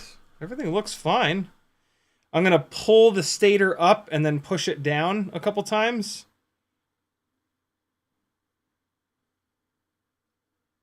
Nah, man, it is unhappy. Hold on. Let's take the motor off and see what's going on. Hold on. Let me power these goggles down. Turn this transmitter off. And let's take a look. So it is motor number 4. Always use tweezers to pop these plugs off. Never just pull them by the wires. Oh, sorry, guys. Wrong camera. Okay.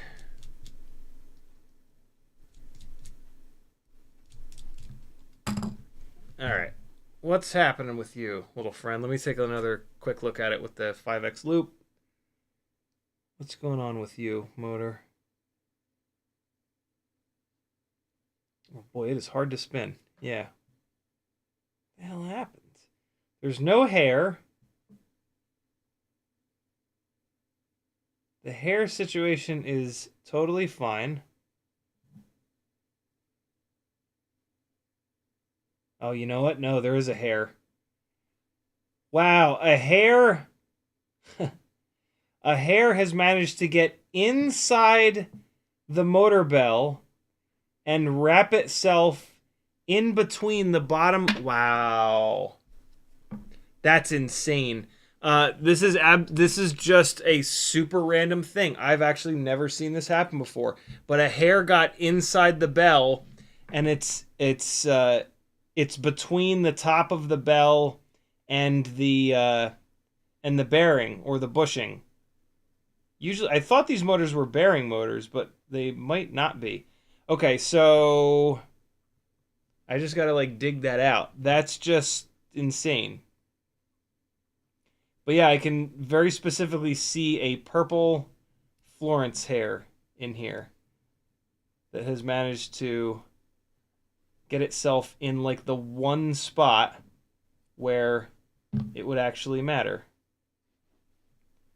I'm trying to do this without taking the bell off, but I think I'm going to have to take the bell off. Although, hold on. Oh, God, the sharp-tipped tweezers just hit me in the crotch. Hold on. Here's part of the hair. See if I can grab it and get it up and out. Come on, man.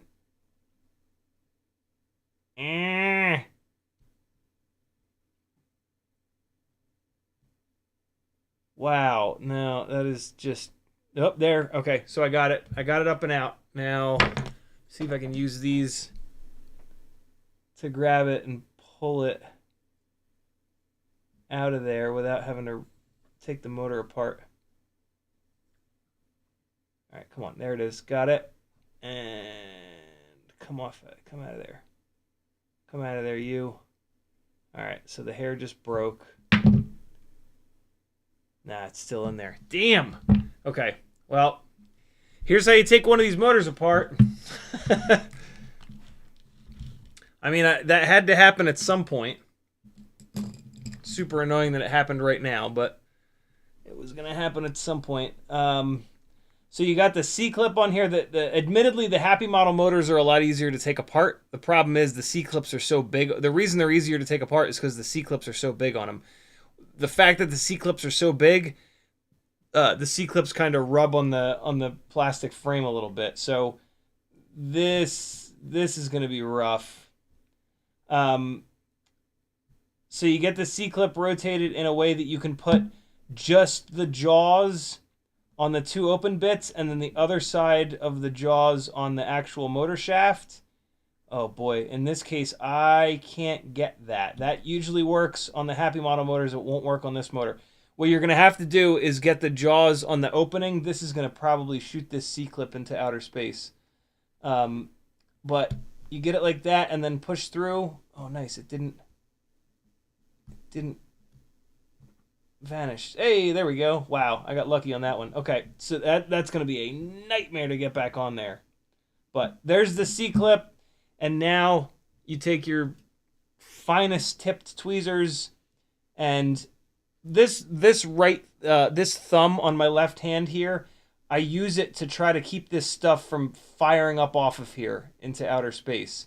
And so that's terrible for you guys because you're not going to be able to see anything, but that's what I'm doing. So we've got a plastic washer down here. Pick that up, remove that, and then we've got... Okay, so these are not bearing motors. These are bushing motors. That's totally fine. The Happy Model motors are all bushing motors, and they're my favorites. Nothing wrong with not putting bearings in these motors, and there is the problem.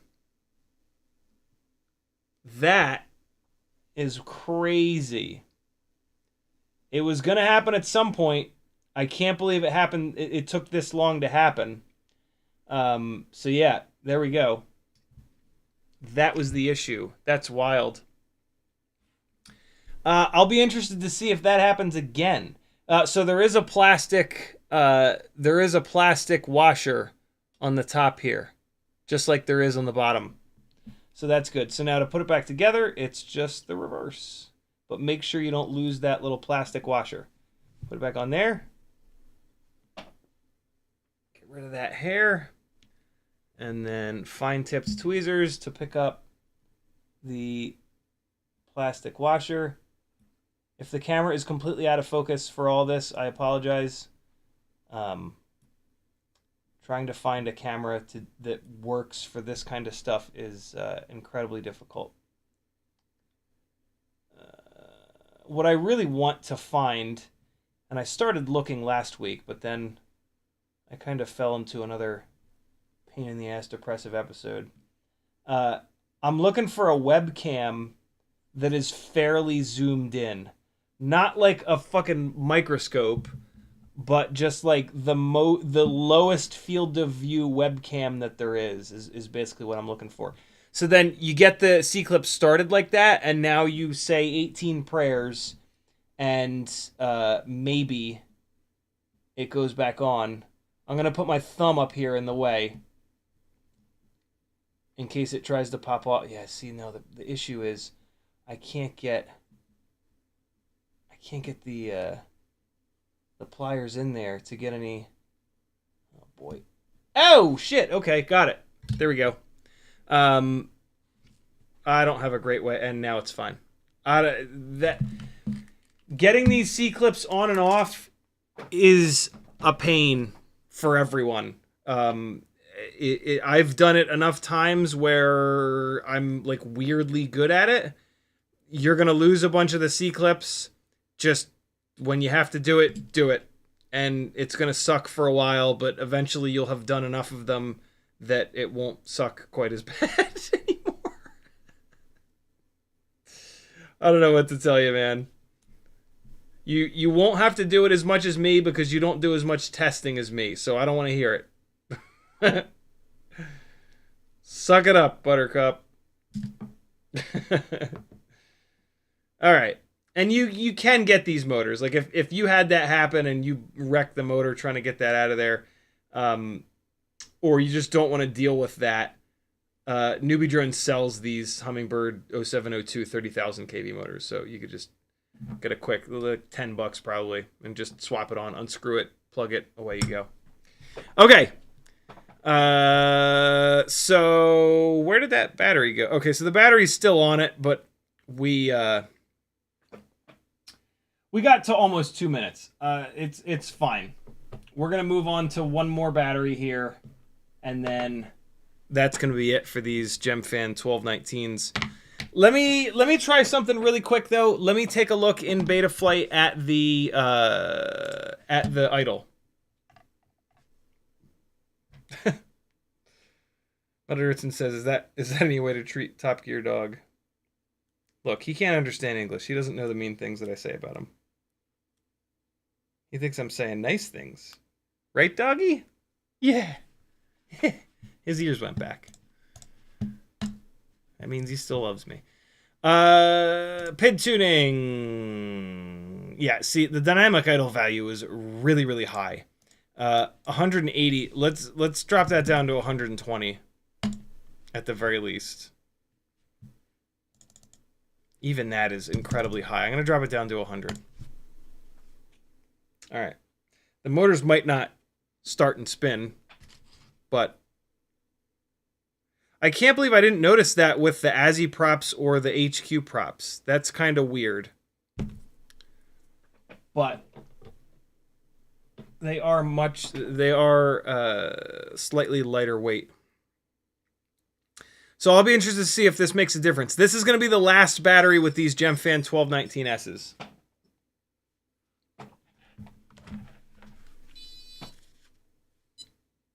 04 65mm rig, I'm getting about 2 minutes and 10 to 2 minutes and 20 seconds. The digital video systems are extremely heavy and power hungry for these rigs with like minuscule little batteries on them. And we're back! And I almost Stevie Wondered the entire battery. Gemfan 1219S's.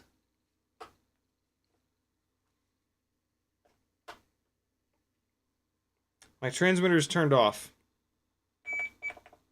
Now it's turned on. Look at this dog. I mean, he's nothing if not consistent.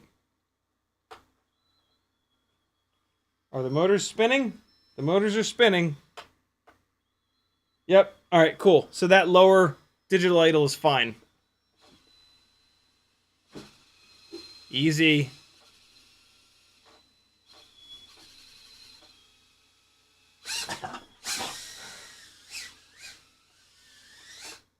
Much better with the lower digital idle.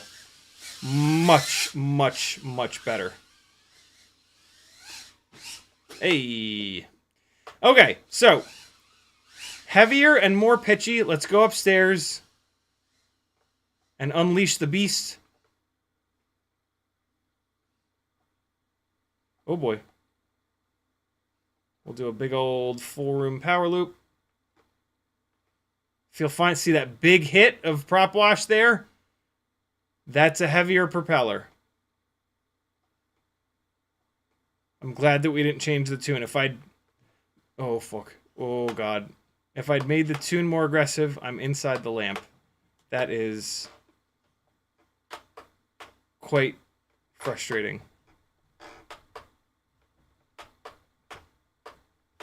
The dog is going to lose his mind.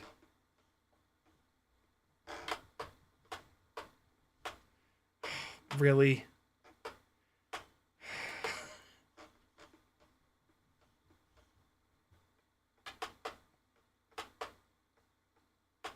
Oh, come on, come on. Now. Shame. Shame. Shame. Shame. Shame. Shame. Shame. Shame. Shame. Shame. Shame. Shame. Shame. Shame.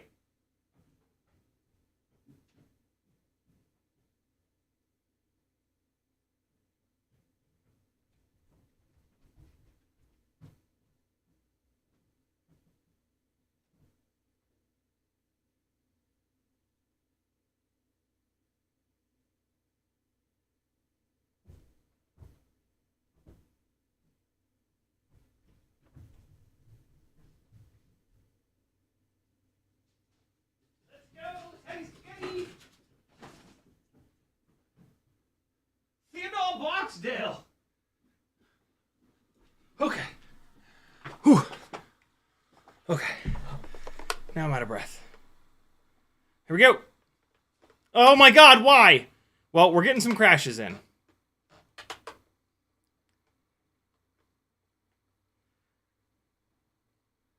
Please. It feels weird now.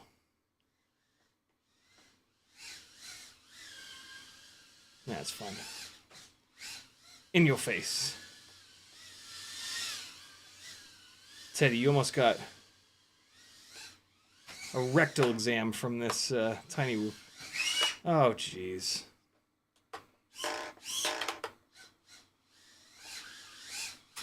Come on. Come on. Oh, so close. Ooh, Teddy. Jeez, buddy. There we go. We got a couple things going. They just feel less responsive. They feel like a slightly heavier prop. I don't really notice more power. Still has good power on these. Like, don't get me wrong. They feel fine, but if I'm gonna run a heavier prop, it's got to do something better, you know. And usually, it's gonna be a power thing. I really ran that battery way too low. 2 minutes and 40 seconds. Realistically, with how far down I ran the battery, that's about the same runtime. So Gemfan 1219S, same as before. Like I've tested all these propellers before. Sloppy K, you got to type FPV after Ciotti, but he says, how's your experience with Loctite on slip motor shafts? It gets you about 10 more batteries. Loctite 638 is a retaining compound that will, yeah, it'll get you like 10 more batteries and then it'll slip again. So I don't even bother anymore. I just replaced the motor. Yeah, Gemfan 1219S's are the most durable of all these propellers. They're the heaviest. They're still lightweight, but they're the heaviest. And they have a lot of pitch. And so for like a really low KV motor, you might want to run these. I don't like these as much as the HQ Ultralights. The HQ Ultralight tri-blades are lighter than these. The bi-blades are a lot lighter. And the extra pitch, the 19 pitch. Although, hold on. Gemfan's naming convention is awful confusing, and the pitch numbers don't always line up. And so if we go into Mini and we look for the 1219S, sometimes on their website, they'll give you the actual pitch. A propeller that's called 1219, there it is. 12 is 1.2 inches. 19 should be 1.9 pitch. But a lot of yeah, okay. So that they're specifically calling out that the pitch is 1.9. So yeah, I don't know. I feel like with that much pitch and with how heavy these are, these might be a better motor for like an 802. I think maybe a 702, regardless of the KV, it just doesn't have quite enough grunt for this pitchy of a prop.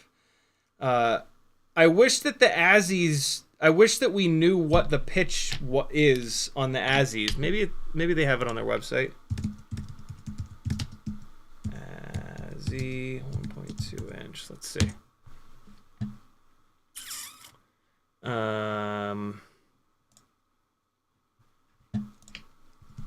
Search for Azi real quick. 31 millimeter, that's the one. Open Apple find pitch. Pitch! They have the pitch in millimeters? In inches. So the Azis are 1.2 pitch. Cool.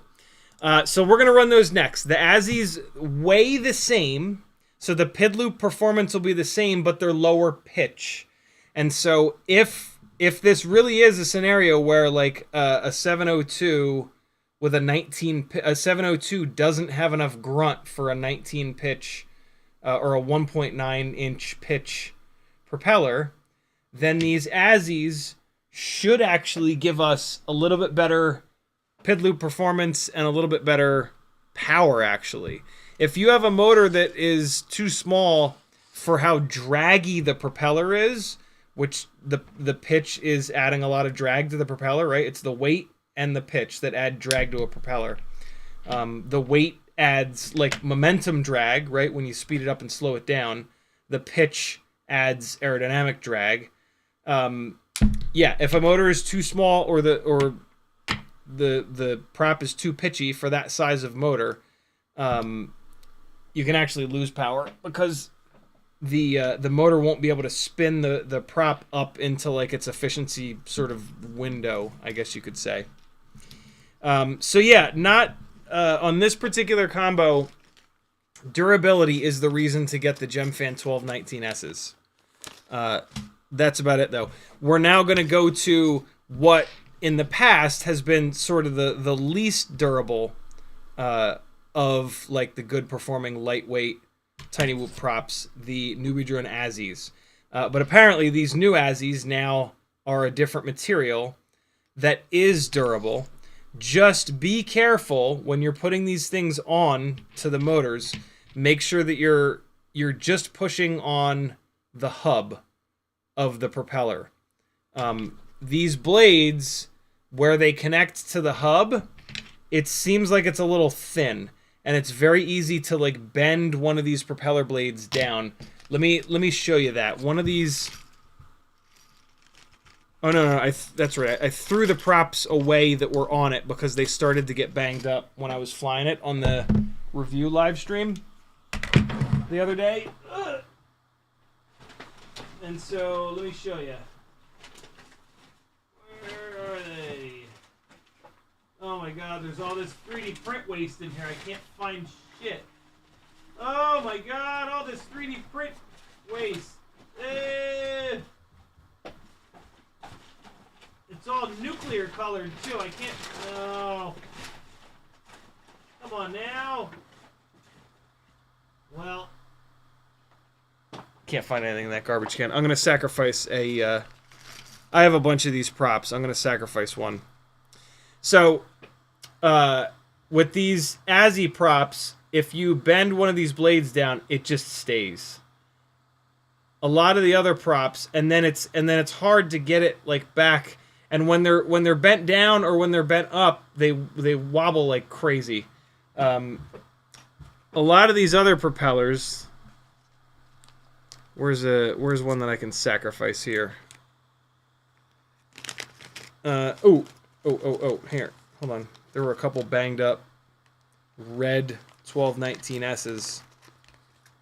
Let me grab one of those ones that was banged up. And yeah, here we go. So here's a banged up 1219S. If I do the same thing, first of all, it resists the bending more, but you see how it comes back straight? Like I bent it down quite a bit, but then it comes back straight. Now it's starting to finally drop down a little bit more.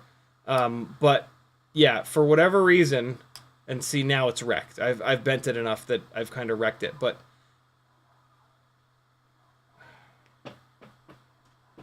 Jesus Christ. Hold on. Teddy, what's wrong with you? Get inside. Get in here. I think he went upstairs. Jesus. What is there to bark at? It's 11:30 at night.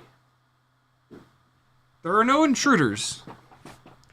So that's the Gemfan 1219S. Here comes a, let me sacrifice a HQ ultralight. Here's a somewhat banged up HQ ultralight. And again, you push it down like that and it just comes right back. They're much more resistant of bending. If you keep bending them, they will turn white, as all plastic does, and they will be destroyed. But like those first couple bends, they resist really, really well. The Azis, I think the Azis are thinner where the blade meets up with the hub. And so I think that it's bending right at that connection point, and then that's what's like, you know, at that point it's ruined. What's this? Is this a fresh battery? Or is this the one that I just pulled off of there? This is the one that I just pulled off of there. So, Azis, Newbie Drone Azi props. Up next. And these are what it ships with. And on that review live stream, I told you that the Azi props are good enough, and they give you a bunch of them. So just run those until you run out of them, and then maybe change. But let's get it into the back-to-back here.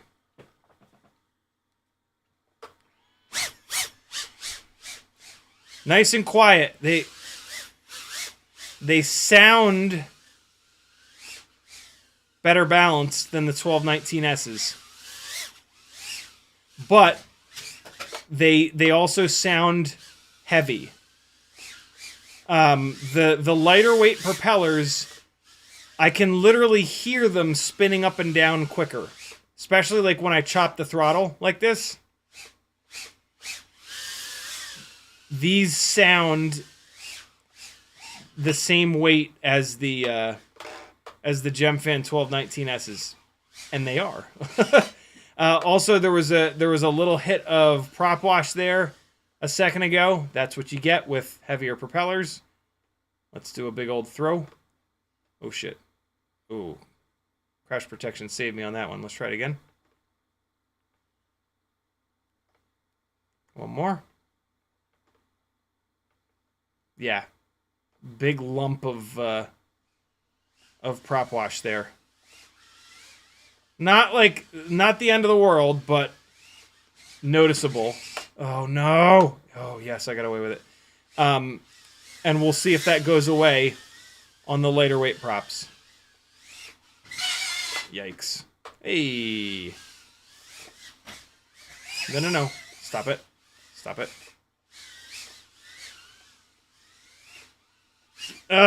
Didn't quite have enough throw there. Yeah, these feel just like the 1219s.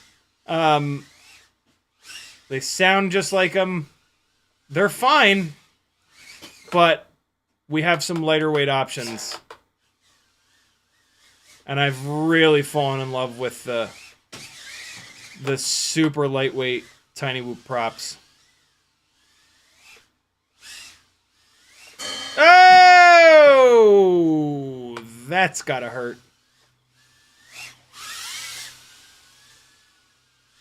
Oh no. Oh no. Alright, Spider's done. 2 minutes 9. I didn't run this battery down as far as the other ones. That's why the runtime is a little bit shorter.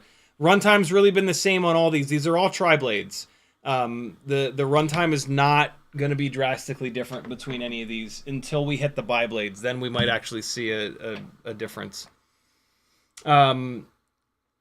Islander says, have you been using air mode on a Switch much? It's there. I just forget to use it. I remind myself as often as I can, but when I'm in the moment, I don't think to use it.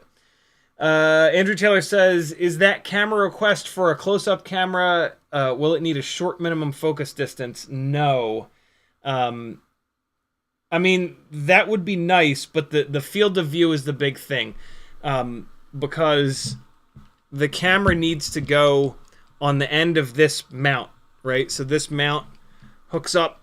This is a big old photography universal mount, super beefy.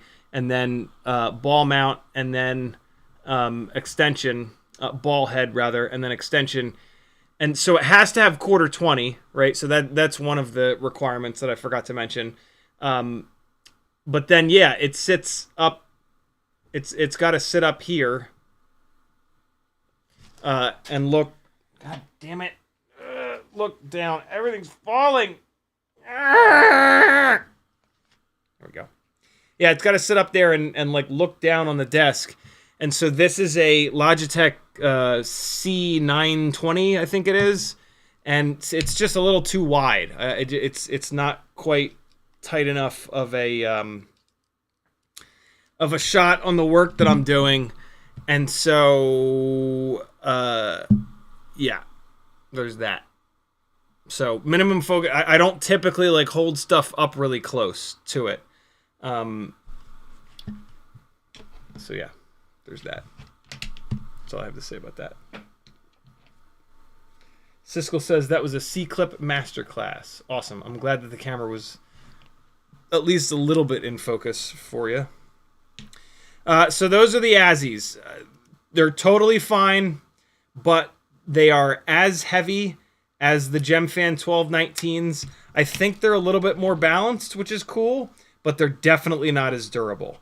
And so 1219S's for durability, Azis because there's nothing wrong with them, but I there's nothing like great about them either, right? So if you have a bunch of Azis, run them because they're totally fine, but they don't stand out as much as some of these lighter weight props that we're about to run. So we did the HQ 31mm ultralights, which are 1.2 by 1.1 by 3. Then we did the Gemfan 1219s. Then we did the Azis. And so up next, let's go one step down to the HQ 1.2 by 0.9s. Are you growling, dog? No. Maybe. We're going to go to the HQ 1.2 by 0.9. So these are the same propellers that we originally ran on this thing in the first battery, but less pitchy. They weigh the same, but they're less pitchy. 0.9 pitch versus 1.1 pitch. So they're very similar. like I said earlier, I've run all of these propellers quite a bit. The difference with these propellers versus the more pitchy ones is that they spin up and down just a little bit faster. The lower pitch makes it less draggy, and so when they're pushing air and speeding up and slowing down, they're just a little bit more crisp. You can just sort of hear it. And these are the first props that I'm needing to drill out a little bit, actually. The Azis, the Gemfans, and then I think I already drilled those HQ 31 millimeters. Stop that. Pin vise rolling across the desk. Who do you think you are? Yep. Let me try one more. Non-drilled out. Well, that one was fine. Some of these I've probably already drilled out, though, that are in the bag. Let's try another one. Oh, that one was fine, too. That's weird. One of them desperately needed to be drilled out. The other three were totally fine. Maybe I've drilled this bag of props out. Let me make sure that the one that needed to be drilled out is in a different prop. 1.2 by 0.9. 1.2 by 0.9. 1209. 1209. That was weird. Here we go. I really like these propellers. I think I like these better than the 31 millimeters. The 1.1 pitch jib jabs. Here we go.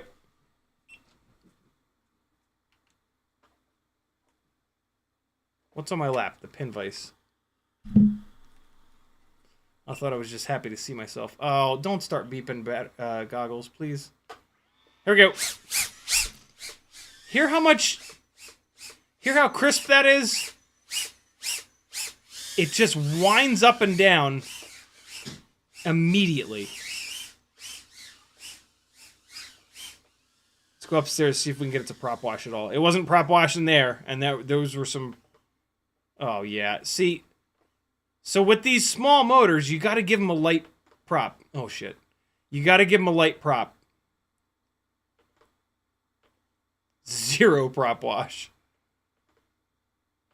Oh, there was a big old hit of prop wash. So, prop wash... so thrust is required to fight prop wash. So you can't just have a lightweight propeller. You have to have a propeller that makes enough thrust to push against the prop wash hard enough. And so that would be my guess, is that we've now gone...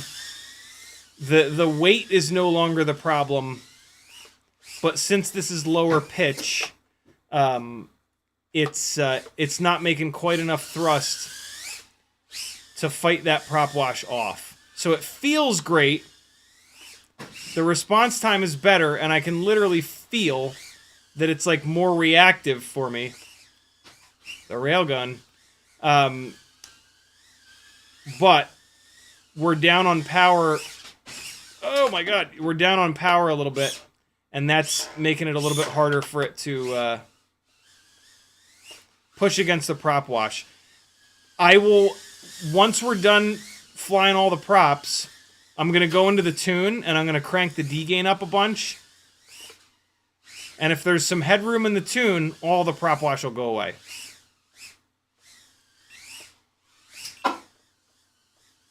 These props are going to be a good match for high kV motors. Since they're low pitch, you can spin the shit out of them. Come on, don't beep. Nobody likes it when you beep. Ugh. Oh my god, I didn't mean to do that, but I'll take it. And then I just smashed right into the cymbal. Come on, don't. Just don't do it. Don't. Just let me fly the... Teddy, let me out. Oh, come on. We're putting some crashes into this thing, man. Good, this battery's done. 2 minutes and 30 seconds. We're going to fly another battery on this as soon as I light these goggles on fire. It's not the goggles' fault. Oh, I was recording, and then I just pulled the plug on the battery. That was 10 tons of fail. Denzilla offering a home for Teddy. Matt Ertson says you can put the ESC RPM and the OSD might be an interesting comparison. It's so distracting though because it's all 4 of the RPMs. They take up like half the screen. It's maddening. And like as the battery discharges, those numbers like go out the window. You know what I'm saying? I've messed around with that before. It's like great in theory, but then in practice, like it's really tough to get any actual data from that. And I really think with the how these batteries sag so bad, I think it might be too much to learn from. Too much variance to get any actual data from.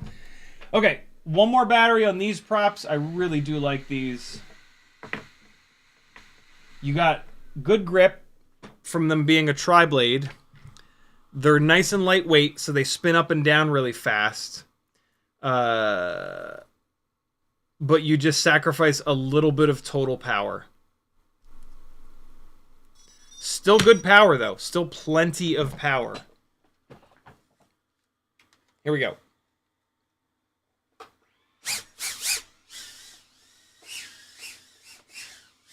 Look at that, man. Look at that yaw performance. That's insane. Oh my god. That was ridiculous. So with lightweight props, it's like it's reading your mind, and like you'll hit gaps more consistently because there's less delay. You do have to kind of get used to it, you know, like me bouncing back and forth between these props is really difficult. But I can already kind of feel that this is going where I want it more often. Railgun?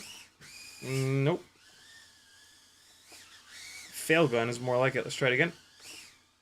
Oh, that was a little one. Oh, God. Oh, no. What am I doing? What am I doing with my life? Stop it! Nope, that ain't gonna work. Why would I think that would work?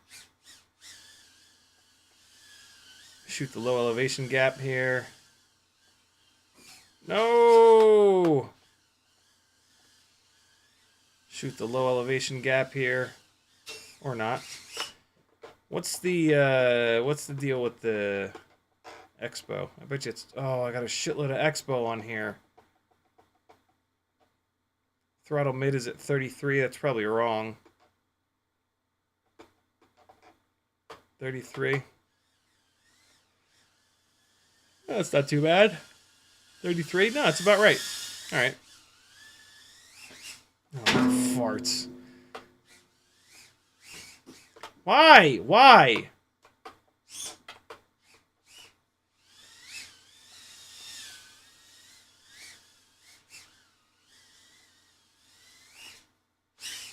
Whew, boy.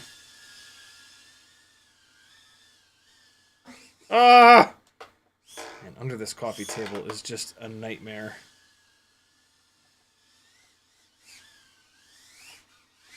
Oh, nice little dive down the middle. 2 minutes 11. I love these props. They're great. Really? You're gonna start beeping again. Stop beeping! Why? How many of these... Why do you eat batteries like this? What's going on in the HDZero goggles that eats batteries like this? Are they decrypting the Da Vinci Code? Is that what's happening?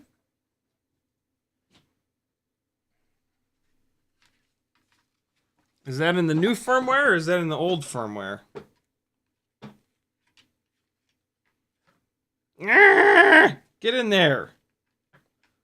All right. Another goggle battery. Yeah, HQ 1.2 by 0.9 by 3 props are awesome. Lightweight, low pitch, tri-blade grip. Chase with a $10 super chat. Thank you, brother. He says, "What's up, Ciotti? Been away from the streams for a couple months. Got into electric bikes. And now I've one that runs on around 24,000 watts of power. Good to see you there. Jesus Christ. Glad to have you back, brother.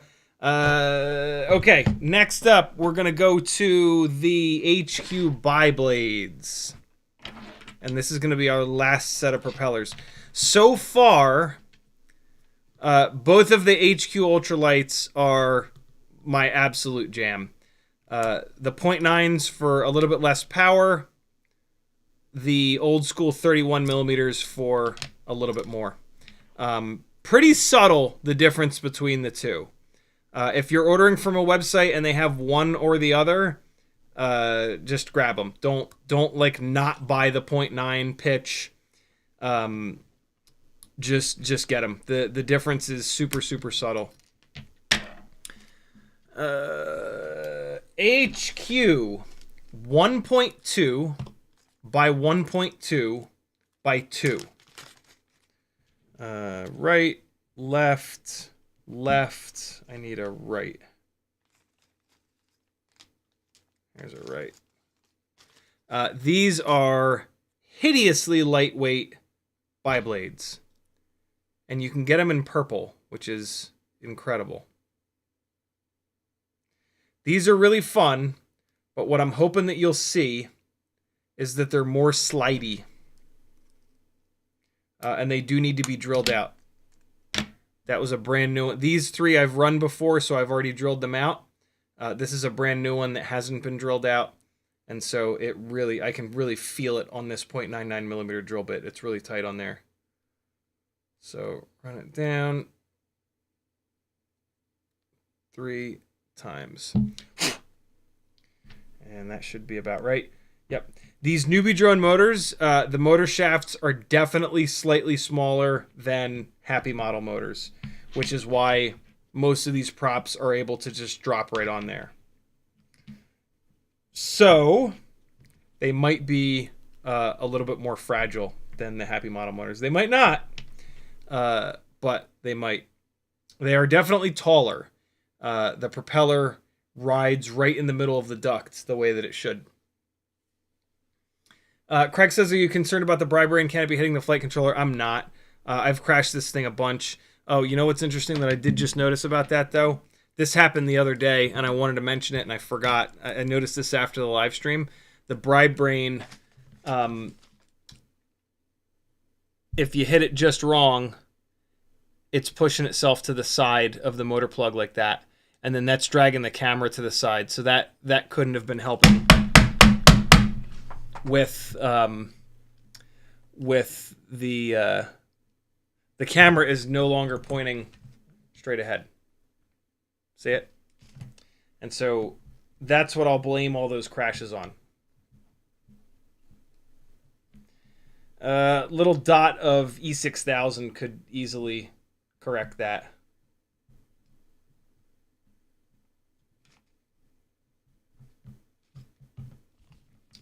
And all better. Camera's facing straight again. Cool. There is also a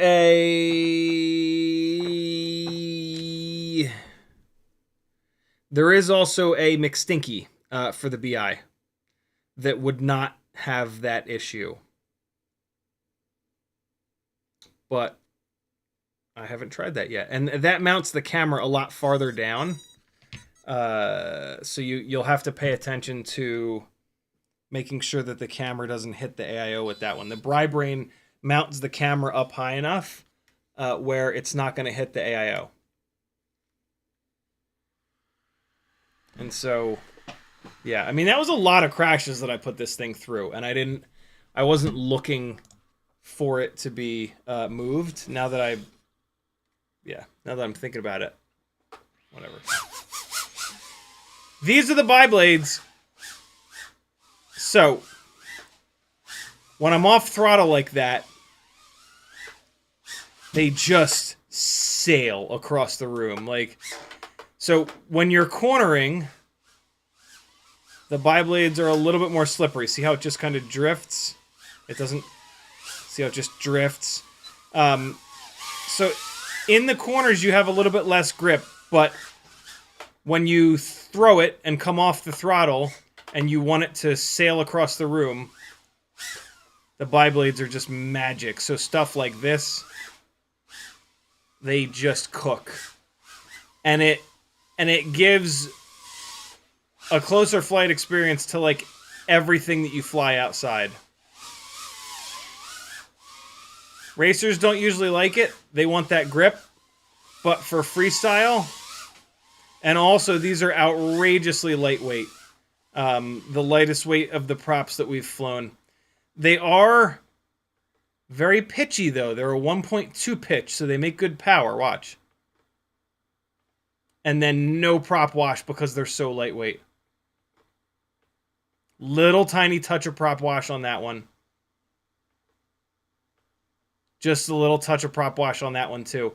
They're lighter weight. And they still make really good thrust. So they are going to be sort of like the kings of eating prop wash. On a really lightweight... I love these on a really lightweight rig. This is not necessarily a super lightweight rig. This is 18-point-something grams, I think it was. So I think I'm going to go with the tri-blades on this. The extra weight...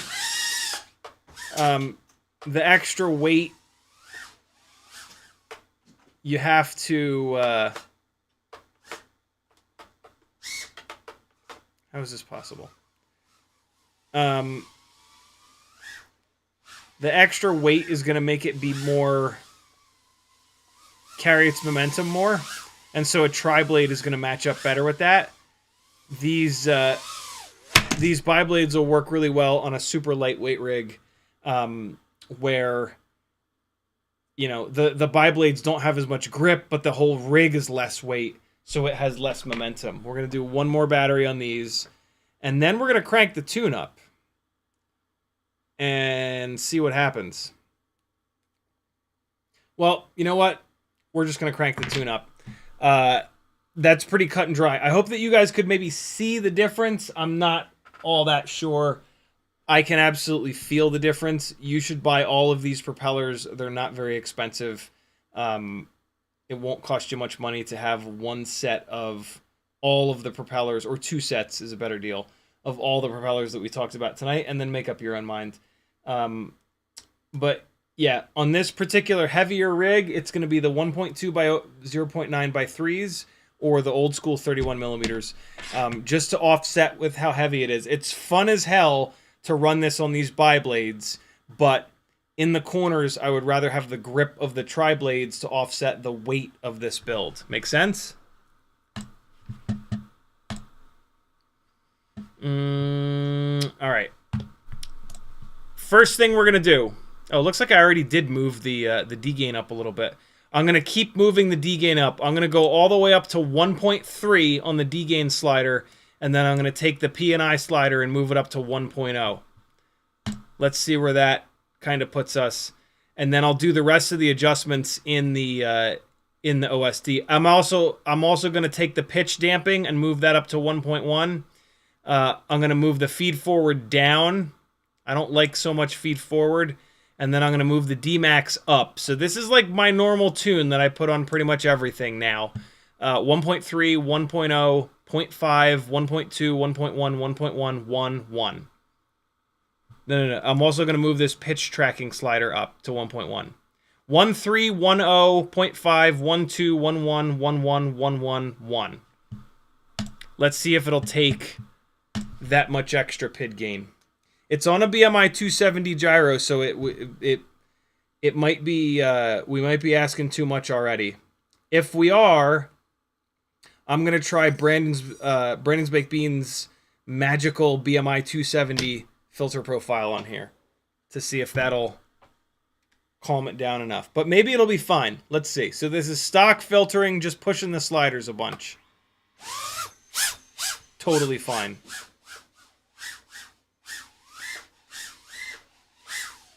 and it feels better. A lot of D-gain just has a feel. It's a more damped feel. I know that, you know, D-gain is damping and all, but like that's just the way that it sort of feels. Let's keep going. This is this is 1.5, 1.2. Come on. Nope, that's too far. See it oscillating? That's too much. So, you can either...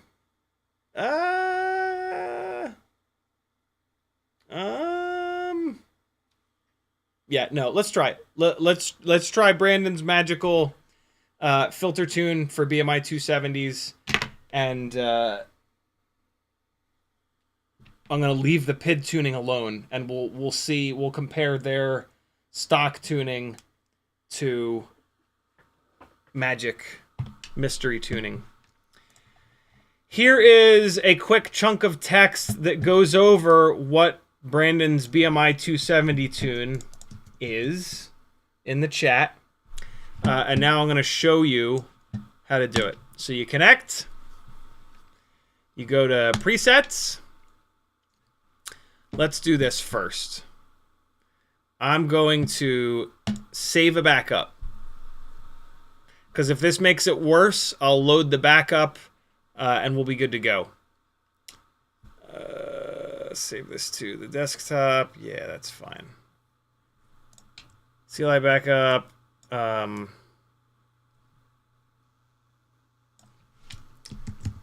Hummingbird V4. Okay, so that's popping up here. Make sure you look at it. Okay, we're good. Cool. We've got a backup. Now, we come in here. We go to presets. You should do that, by the way. You should always do that. And we're going to search for the word clean. And we're going to use 4.5 filter settings for clean build with RPM filtering. Click it, hit pick, hit save and reboot. That dumps a set of filter settings into the CLI, and it saves them automatically. Next, we are going to go to the PID tuning tab, to the filter tab. Normally, there are 3 gyro RPM filtering harmonics. Newbie Drone ships this with only 1 harmonic, which is awesome. So we don't have to do that step. We can skip that step. Next up, gyro low pass 2, 135 hertz cutoff PT2. That is right here. Gyro low pass 2, PT2. All right, so we need to turn the gyro slider off. We don't want to use the gyro slider anymore. We're going to set this to 135. I'm not going to talk about the why for any of this stuff. Brandon is a goddamn genius. Take him at his word. And then the last thing that we're going to do is just click to save that. And then we're going to go to the CLI, and we're just going to paste this in, which is in that chunk of text that I just gave you. Set gyro hardware low pass filter equals option 2. This is essentially making the built-in filtering less aggressive, which offsets the much more aggressive number that we just dropped into that gyro filter 1. And that's it. That is the magical mystery bean BMI 270 filter settings. Let's put the exact same battery on here. The PIDs were overactive. Let's see if they've calmed down. Ready? Nope. Arguably, that's worse. Nope, that's definitely worse. So for this specific build, Newbie Drone's filtering works really well. Whatever the hell Newbie Drone has done with the filtering, it's optimized for this frame, for this AIO, for this everything. And that's the way that it should be, right? The way that it should be is that when you get a bind and fly, someone at that company has spent 10 hours with black box logs perfectly optimizing the filters, among other things, for the resonance of the frame, the characteristics of the motors and the propellers that it comes with, but you know, that goes right out the window. And so kind of a good thing if we're honest. And so now all I have to do is connect, go back into presets, load back up, and Hummingbird V4 open, applying config, please wait. And there it is. And so now it's been set back the way that it was. I did a couple. Was that where it was? Was it at 500 here? This is not where it was. Hold on, did I click the wrong file? Load back up. Hummingbird.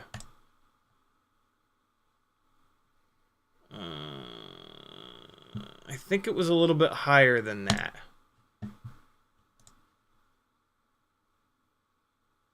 The PIDs are where they were. This is not where it was, though. I had pushed this up.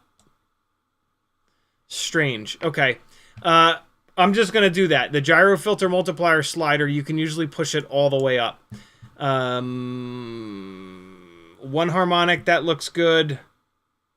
The dynamic notch filter looks drastically different than it did before. Q factor, adjust how narrow. Higher value makes it more narrow. Yeah, I think this Q factor was down at 300. I was kind of blown away at how low the Q factor was. Max frequency up at 750. I kind of like that. Otherwise, it should be fine. Okay. 1.5, 1.2. So this was too far, but I'm going to leave it just for the moment, and we're going to see if it's better or worse. That's going to tell me... Well, let me check the CLI real quick for that gyro hardware. So I'm going to type get gyro underscore hardware underscore LPF. Make sure it's back onto normal. Yeah, and it is back onto normal. So we're back to the way it was. Cool. Let's give it a try. A try, not a trot. Trots are what happen when I eat most things at this point. Same battery.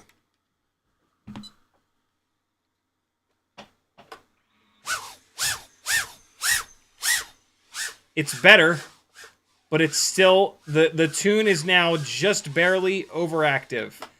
And so the tune that they ship this thing with is pretty damn dialed. I'm going to back this off to 1.3 and 1.0, and that's going to be about perfect. This tune is now on the limit. It's safely on the limit where it's not feeding back. And this is a pretty nice improvement. Like, I took the PIDs that it came with were like 0.95 and 0.85. I'm now up to 1.3 on the D gain, and the D gain is what's doing the most of the work. So the D gain has gone up quite a bit, and the P gain has gone up just a tiny little bit. So this is actually great. This feels much more the way that I like it to, which is just, it's got a bunch of D gain, and D gain is what really eats prop wash, and it gives it this like almost soft feeling where the flight footage looks really, really nicely. Really nice, rather. Stop that. That was crash prevention getting all upset. What was that? That was weird.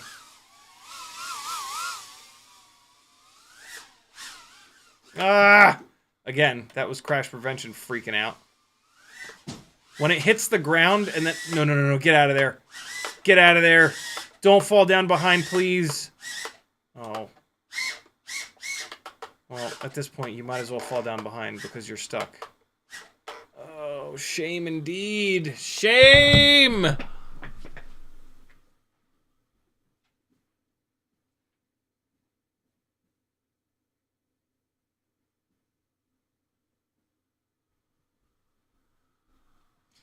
Man, these bi-blades feel good with this extra D-gain.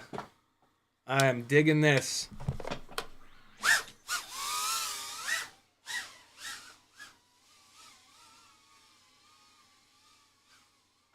Oh, you son of a bitch.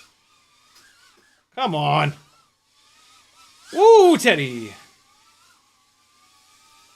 Oh, doggy. This battery's done.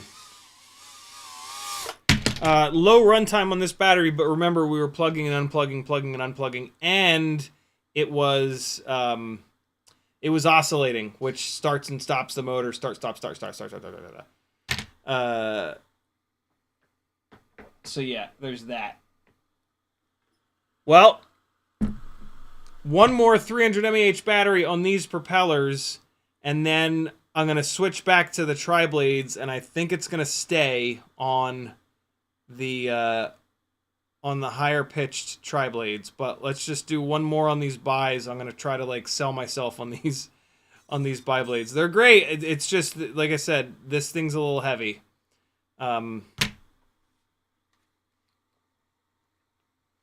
But let's see. Let's go upstairs and fire it across the room.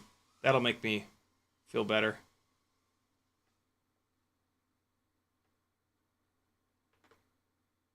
My God, these props have power. It's that pitch, man. And look, the prop wash is totally gone.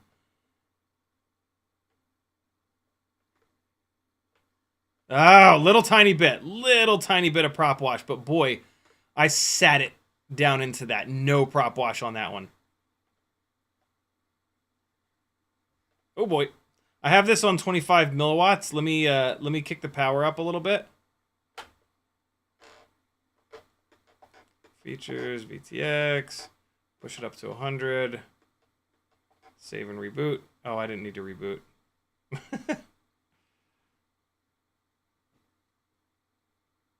Oh no, don't freeze. No. No. No. It hung up. No. Oh, shame.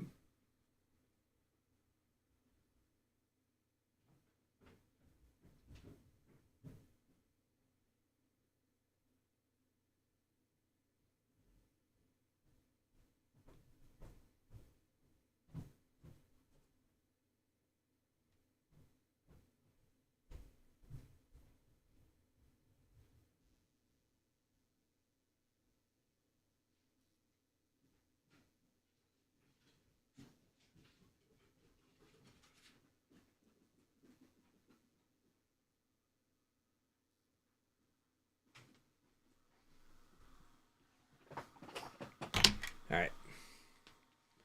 Let me just make sure that saved the VTX setting. It did not.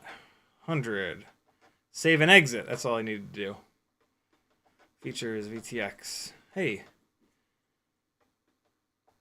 Oh, nope. Stay at 100, bro. Do I have to go back, maybe? Alright. Now let's see. Ah, okay. So the VTX table doesn't seem to really work.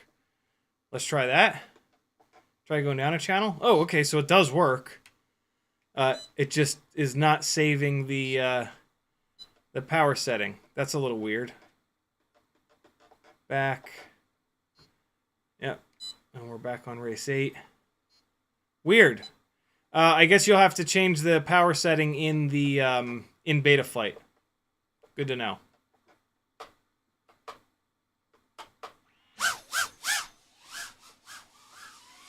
I don't know what the runtime was on that last battery, but...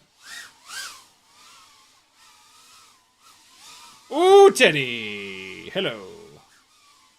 Oh, bass drum got me.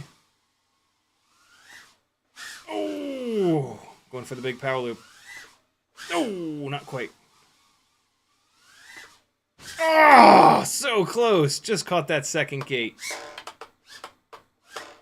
Hey, stop it. Stop it. Let me free. We can get it. Here it is. Oh! That second gate just stopped me dead in my tracks. Oh my goodness.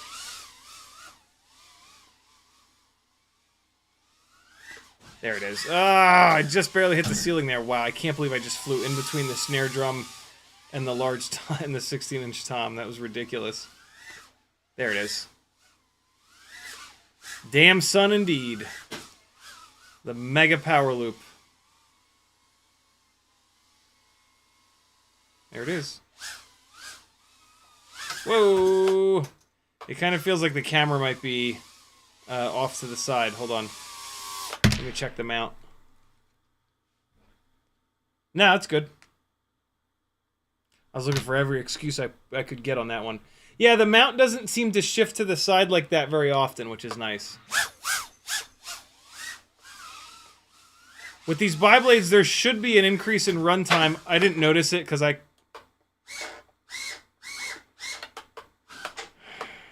kept crashing it.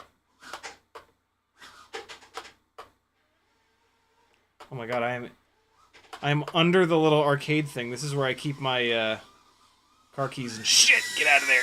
No. No, no, don't fall down behind, you fucking bastard!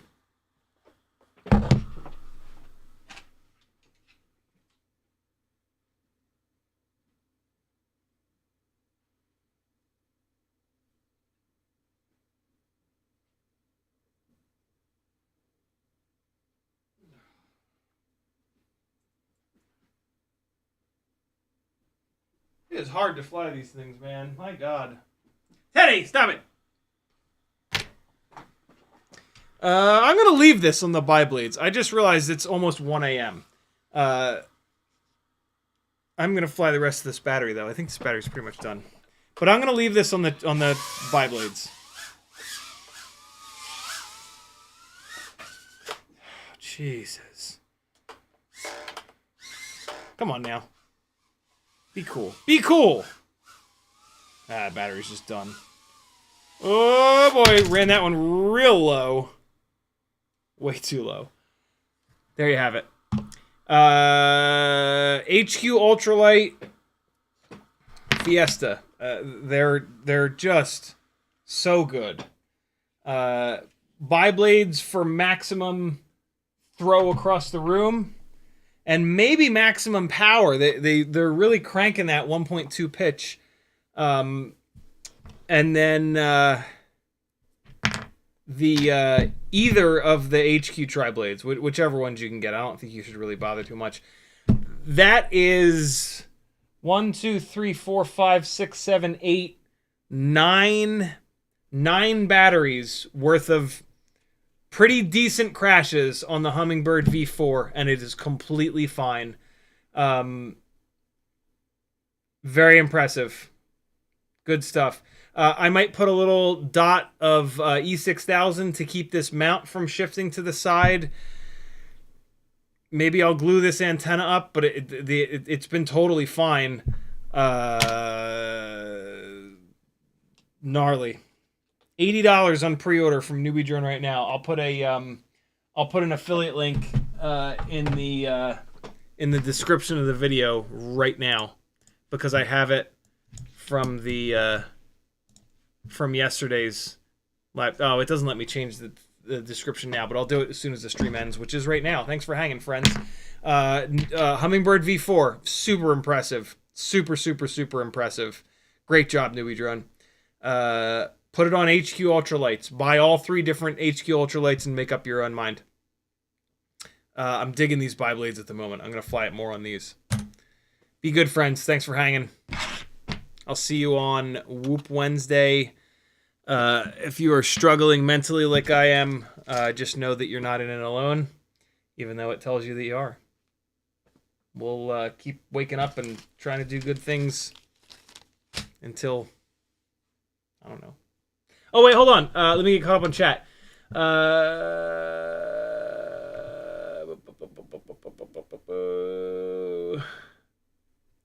Craig checked that it was at 875. That's fine. I moved it all the way up to 1,000, and it's totally fine up there. Cowboy with Camera says, are Newbie drones still shipping with their own firmware, or do they have a special Newbie drone firmware? Yeah, they do have specific firmware because they use a specific OSD chip. It is the KAAK firmware, which is actually pretty cool. Render says, is the same preset the same as dump all, or is it diff all instead? It's diff, and that's why I'm running into the problems. Diff only gives you certain changes. I've never backed up using the backup preset button thing. Yeah, that's the issue. William Loesch says, I have a Runcam Nano 7 coming. Have you run yet? I haven't. They just came back in stock at Tiny Whoop, but I'm waiting for something else to come in stock on Tiny Whoop before I do an order. And Craig says, thanks, great stream. Thank you. CiottiFPV.com to support me. It means a lot. It's the only way that I can keep doing this. The more of you join the Patreon, the more stuff I can test to hopefully save you money. It's easily worth $3 a month.